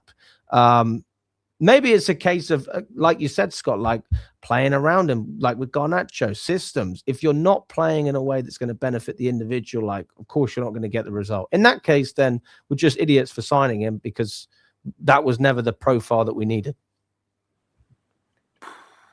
Yeah, no, we shouldn't have signed him because he wasn't the profile we needed. And that's why I said you need to cut your losses like now. We'll get our money back, though. I mean, this isn't like... Yeah, that's what I'm saying. Cut your losses. We'll get our money back. Because you could sell him to a Everton, West Ham, Coventry. Actually, not Coventry. They've got a better striker. Well, unless they want to have him compete with Haji, right? I guess. But like, you could sell him to one of those teams, a Leeds. You know, if DCL leaves or something, you could sell him to one of those teams for 30 mil and make your money back, and it's fine. So I've got no worries in that instance. We were saying last summer that we were lacking that profile in Delap, in that person who was more sort of bullyish on the ball, and Jackson didn't really have that box presence, and I think that's what we tried to do with Delap. But that's the thing. I wouldn't mind next season having Delap, Omega, and Joao Pedro as our 3 striking options, because then Pedro can also play in the 10. Do you know what I think it is, though, Thomas? And I think you're right. We did say that, and I think we potentially did need that, but because of what you lose in terms of, you see with Joao Pedro and Jackson, of what they offer outside of just scoring goals and being the box presence, you have to be elite at the box presence stuff to account for what you're losing. So that's where Osimhen made sense. You know, you were going to lose a little bit of link up play and well, hold up play is good, but like link up play, you could argue with Sander as well. But yeah, but you're going to get the box presence, the heading, which Delap is awful at. You're going to get the goal scoring. You're going to get the bullying centre backs in the right way, knowing how to use your strength. Stuff like that would have been the same if we got, I know we're never going to, but he's the first person I can think of, an Erling Haaland, you know, as in a similar vein. Even a Lukaku, right? Like, Lukaku is whatever, right? And whatnot. But if you're going to get someone that's an elite level box presence, it can allow for it. You're getting someone who's 22, who got 12 goals at Ipswich, who right now would be competing for the starting number 9 job at an Everton or West Ham if he was there. It's not really the same. It's not quite the same. So you lose all of the stuff with Joao Pedro and Jackson you had, and you're getting none of the benefits because he's not elite in the box. And that's why you need to bite the bullet at times and just accept that you have to pay bigger wages for your players, like your Osimhen's or whatever, like players who are out there who will give you that better box presence and who will give you that. They might not have that hold up play, but then they'll be able to finish their chances. They'll be able to to be aerially good when we got someone like a Neto who just puts in a lot of balls into box, and you can't really have anyone who attacks it. So I think it's definitely a case of, obviously, the wage structure, that's never really going to change. But sometimes, like, when you want to get your best players, and when you want to get players in the best positions, like strikers, so important for us, you just have to bite the bullet at times to just pay the bigger wages to get your likes of your Osimhens. Yeah, I do think I think you both have a fair point. Maybe I'm just being a little bit more patient. But I think you have to be patient. Like, you have to give it. Well, I mean, we've seen with a number of players that patience can come off, but also on the other hand, the guy could just be a bum, and like, I'm not denying that he could be an absolute, like, he could be rubbish. I'm looking at the fact that, number one, I liked the player before he signed to Chelsea, so I always had that in my head that I enjoyed what I saw at Ipswich. Number two, like, the profile, it was. I know we talk about the runs in behind Scott, fair enough, but in terms of the physicality, like what he's doing, I was like, this is a guy who likes to have a bit of a scrap at a game. That's what I like. I like a player that's got a bit of that bite. Also, we need to remember as well, like, the pressure of being a number 9 for Chelsea is much bigger than being a striker for Ipswich, where obviously there's pressure in every Prem club, but you're not going to get the exact same pressure as when you're playing for Chelsea, where you're expected to score your goals, you're expected to finish your limited chances, and that's where, for me, it's a question of settling as well. Like, but that's the thing, we always say that with these raw players that we bring in, can they take time to settle? We have to give them time to settle all this that we've been saying. But yeah, I think for me, it's a completely different environment when you got someone like who's in a relegation scrap in Ipswich, and you're scoring goals on the counter with minimal chance, then you're going from Chelsea, where you're much more in the limelight. And I think that's affected him a bit. Obviously, he might not show it, and he might take that out in the way that he tries to, like, bully his players, almost like get quite physical with them. But I definitely think he's feeling the toll of the difference in pressure. Yeah. Let us know what you think in the comments as well, guys. Subscribe to the channel if you haven't already. Like the video as well. Let's smash up those likes. If you haven't, it always helps. It's very much appreciated. As well as that, check out okjersey.com and use the code CFTV for 8% off what is already basically, well, I think they are like some of the cheapest shirts I've ever seen in my life. If you want to get some nice shirts, guys, and you don't fancy paying God knows what officially, then OK Jersey is the best place to go. Apart from that, I've ordered some stuff, but it's taken a couple of days to arrive. So I want to show it off, but it's not actually arrived yet. So we'll see what happens. Hopefully by the next stream, I'll have like a new Chelsea jersey, or like a classic one. You know, I was looking, actually, it's like 17 quid for football shirts. Mate, you can get them. Well, I mean, if you use the code, you can get you could probably get a shirt for 9 quid. It's fucking nothing. It's nothing, mate. So I got about six or seven shirts for about £90. That's not bad, to be fair. That's unreal. But one of them was like the training jersey as well, like a jacket. It's not just shirts; you can get like jackets and stuff like that. Is it what sort of quality is it? We're gonna find out. But let's be honest. If I'm paying a tenner, like, logo's peeling off after one wash. No, I mean, to be fair, like, they seem to be quite reputable. A lot of people use them. But I wanted to get some for myself, so I actually know, But I've had a few fake shirts, and to be honest with you, like, they all work well. People tell me stories about this and that, but it's like, I don't know how often you wear Chelsea shirts. If you wear it every day, something's probably going to happen. But if you're one of those people who just wears it on match days or something like that, then you'll be fine. So I don't know. I mean, let me know as well if you guys have had any, and like, give us some feedback. I mean, I'm hardly an ambassador for them, but they do some good stuff. So check them out. There's a link below, and there's a QR code on screen as well. Let's just finish off, guys, with a little preview for Leeds. I mean, surely Reece James has got to start that game. I mean, I don't understand. Yeah. I thought he would start for Wolves. But... Yeah, to be fair, we were saying, like, it's Carabao Cup tax. Like, we've sort of made up these injuries and stuff, and we were like, obviously he's going to start against Wolves, or he's going to be in the squad. And for once, to be fair, he wasn't. So he must have had actually something, because we thought it was just protecting him for the Arsenal tie, but clearly not. So I mean, that's the thing with Rosenior though, with his new tactics, and where Gusto's very mobile, sort of overlapping but also underlapping, and almost finding pockets in the midfield, but having a lot of energy. I do think he likes young and electric fullbacks, Rosenior. So does he implement? I think he'll implement Reece and Gusto in different ways. I think he will use Reece as more of like a sort of right centre back, right back, but less as an overlapping fullback with a lot of energy, counter pressing. I think. Medical team, is it a bit of Rosenior just protecting him still? But I do think he'll start. We could maybe see Reece and Gusto.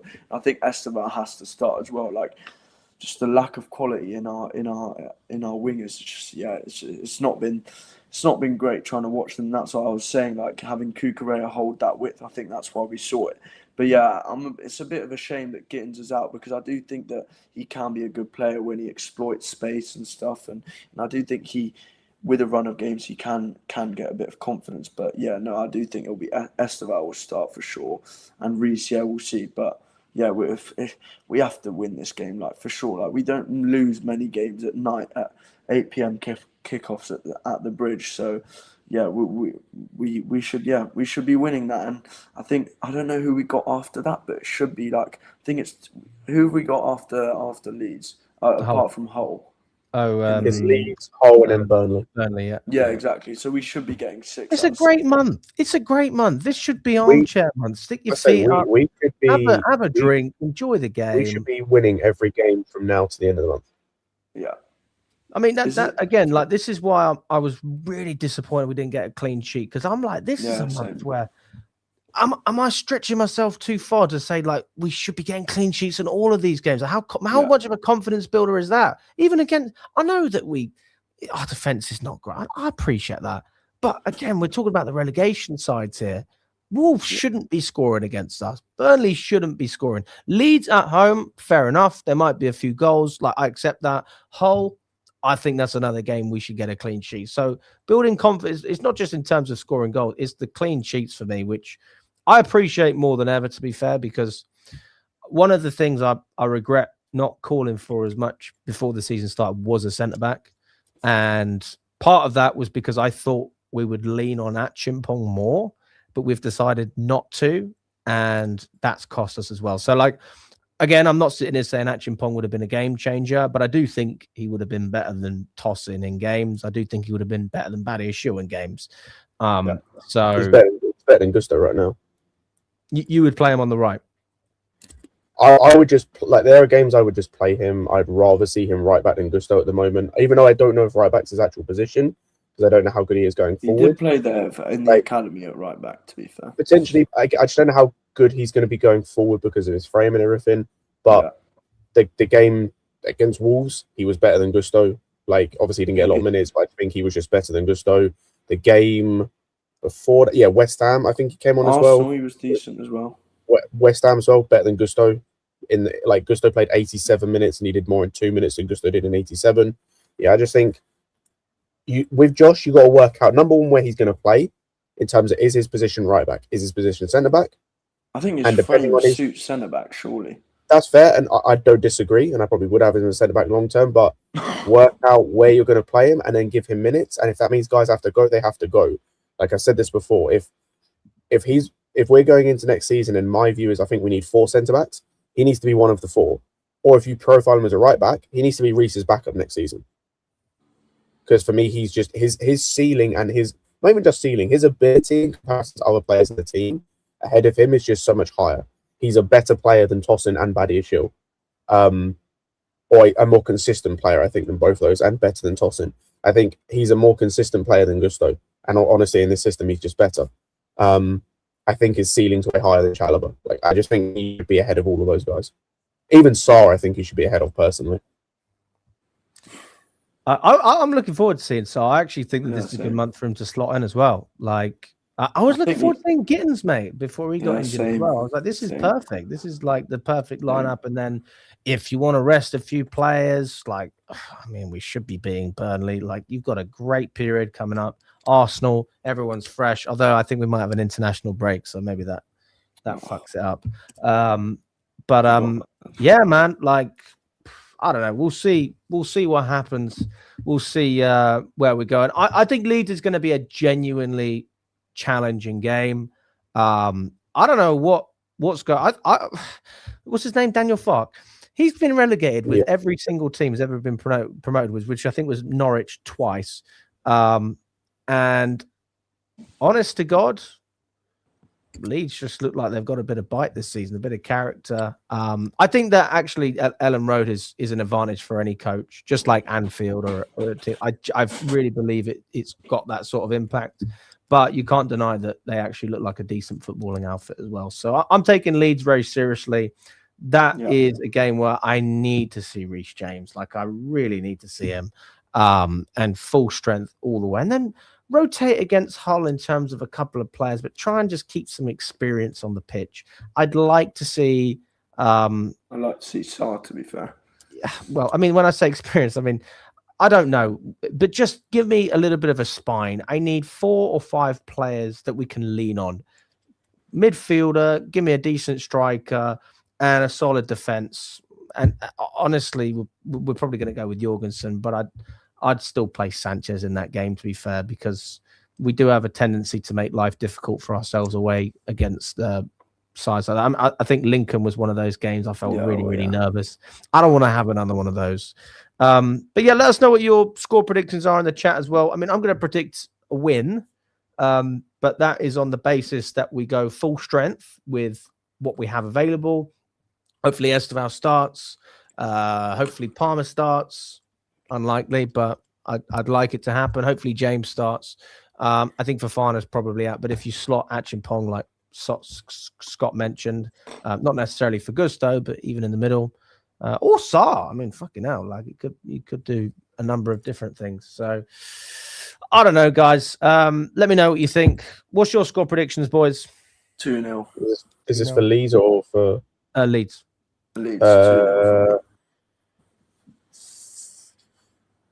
3-1. Get your head out of the clouds. We have no spine. The yes man even said he doesn't have a first 11. No, we don't have a spine. The reason he's saying that, number one, the reason he's saying that is because he doesn't want to lose some of the players. Because if he goes this player, this player, this player, this player is in the starting left, like what about the players who aren't in that group? You potentially lose them. And when we talk about not having a spine, like, I'm not a fan of Blueco and the way they've built a squad, but you can't deny that Reece James is a part of the spine. Cucurella is a part of the spine.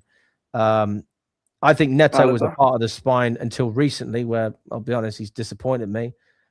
Palmer's a part of this spine. Fernandez is a part of this spine. So Caicedo's a part of this spine. How can you say we haven't got a spine? Of course we have a spine. It might not be the spine that we had with Drogba and Lampard and Terry and Cech. Nobody's saying that, but it's a spine, and it's a spine that seemed to do pretty well with the players that I just mentioned. So I think that's a little bit harsh, but I understand where you're coming from. But it's not about having a mid-table mentality. It's just, that is the spine. Burnley have a spine. It's just not as good as ours. So I don't really see the argument there. I think that's kind of pointless, to be honest with you. Yeah, I agree. Like, we do have a spine, but it's just not good. We don't have a spine because they don't play week in without the players I mentioned. No, they do play week in, week out. Again, it's just they're not good. There's a difference. Well, Caicedo, Enzo, James, and Cucurella, like, I'd say they're all pretty good. I'd say Enzo Fernandez is the least consistent out of all of them. Yeah, but like, again, we do have a spine.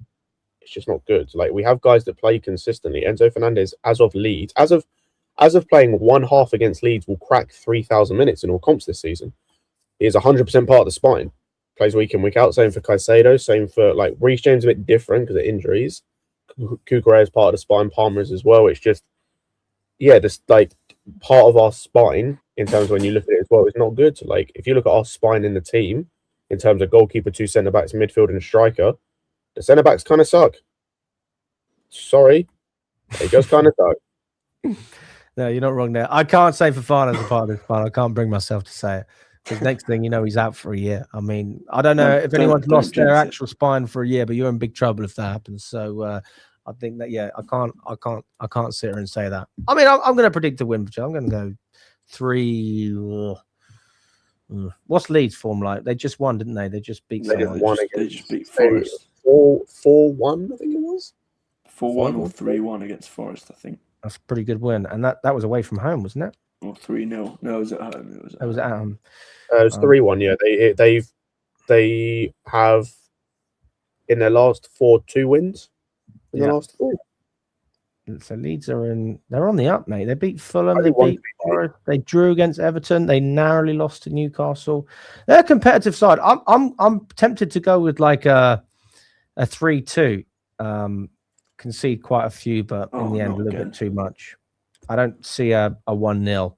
I would love some 1-0s, by the way. Yeah, I don't think we keep a clean sheet. I'll say that much. Yeah.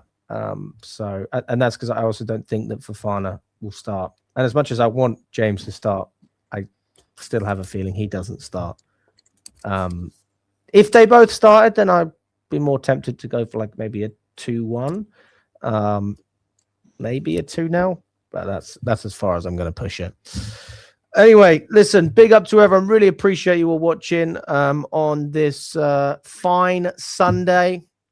We will be back, or I will be back tomorrow morning at 11 o'clock UK time. So come and join me on the morning show. We'll be going for everything surrounding the club, all the news and all the latest talking points. Appreciate you coming on, Thomas, as always. Good to see you as well, Scott. Hopefully you'll be back. Are you going to be on for the next one, guys, after Leeds? That'll be Wednesday, 10 o'clock. I can't do Wednesday because Wednesday. I can't do Wednesday, but I think after Hull I should be fine. That would be Saturday. Saturday. It should be Saturday. I don't know whenever the last FA Cup, last big FA Cup game. Although actually, to be fair, I think I've written this in my diary. I think the FA Cup's a bit weird because they're just playing games like all day. So I think I wrote this down. Saturday we might do an early one just because there's like some 3 o'clock kickoff there's like a few 3 o'clock kickoffs that nobody really cares about. All right, I haven't written anything down. All right, that was just me chatting out my ass. But I think on Saturday we might do an early one unless there's like some game. I don't know whether I should go Hull or not. I mean, Scott, Thomas, if you're going to the game, mate, then mate, do something for the channel because I'm not going. Yeah, no, I can do like Scott, I'll pay you a tenner, Scott, if you go. I'll pay you a tenner. Bro, I can't, like, literally. I looked at, just for, like, how long it take me to get. It took me 4 hours to get there. I finish an hour before the game starts. I literally wouldn't. I'd get there. Yeah, that's a bit tough. But also, that's the thing. When you get those away days, which are so far, it's like for Cardiff, for example, it was just Welsh people around me the whole time. That is kind of how it works when you're in Cardiff. Yeah, that's kind of how it works. It's a bit like you're here to. It's like when we were chatting about what was it, sheep? Sheep shaggers. Yeah, exactly. Like the Welsh guys just didn't sing it, so it's like. No, I'm sure they. Sorry, you mean Chelsea? Like Welsh Chelsea fans? No, exactly. Okay. In the away section, there was just in the away section. I see what you mean. In the away section, there was just like tons of Welsh people, and I'm like, I know, like obviously it's far, but defeats like it kind of puts a dampener on the atmosphere a bit. But I don't know if Hull will be the same thing. Like I don't know anyone who went to Kazakhstan for that game. I'm assuming it was only people from Kazakhstan. I think there was a couple Chelsea lads who went, to be fair. Yeah. I don't know, man. I don't know. I mean, in Cardiff, I wasn't really chatting with the people next to me. I was just with my dad. So I saw Paul Merson actually at the ticket collection. I saw him. I think it was with his daughter or something like that. But yeah, listen, really appreciate everyone jumping on. Big up to you, Scott. Big up to you, Thomas. Scott, you'll be on Wednesday? Yeah, I can be on Wednesday. Love it. And then Thomas, maybe you'll be on after Hull. I'll text you. I'll keep you posted about the times. I mean, if there's nothing going on, then let's just do an early one. I don't see the point of hanging around all day. Get it out of the way. Bit weird doing it on a Saturday though, I can't lie to you. Feels a bit strange, but yes, like the video, subscribe to the channel, check out okjersey.com, use the code CFTV for 8% off, and we will be back very, very soon. I'll see some of you tomorrow morning at 11 a.m. and up the Chelsea.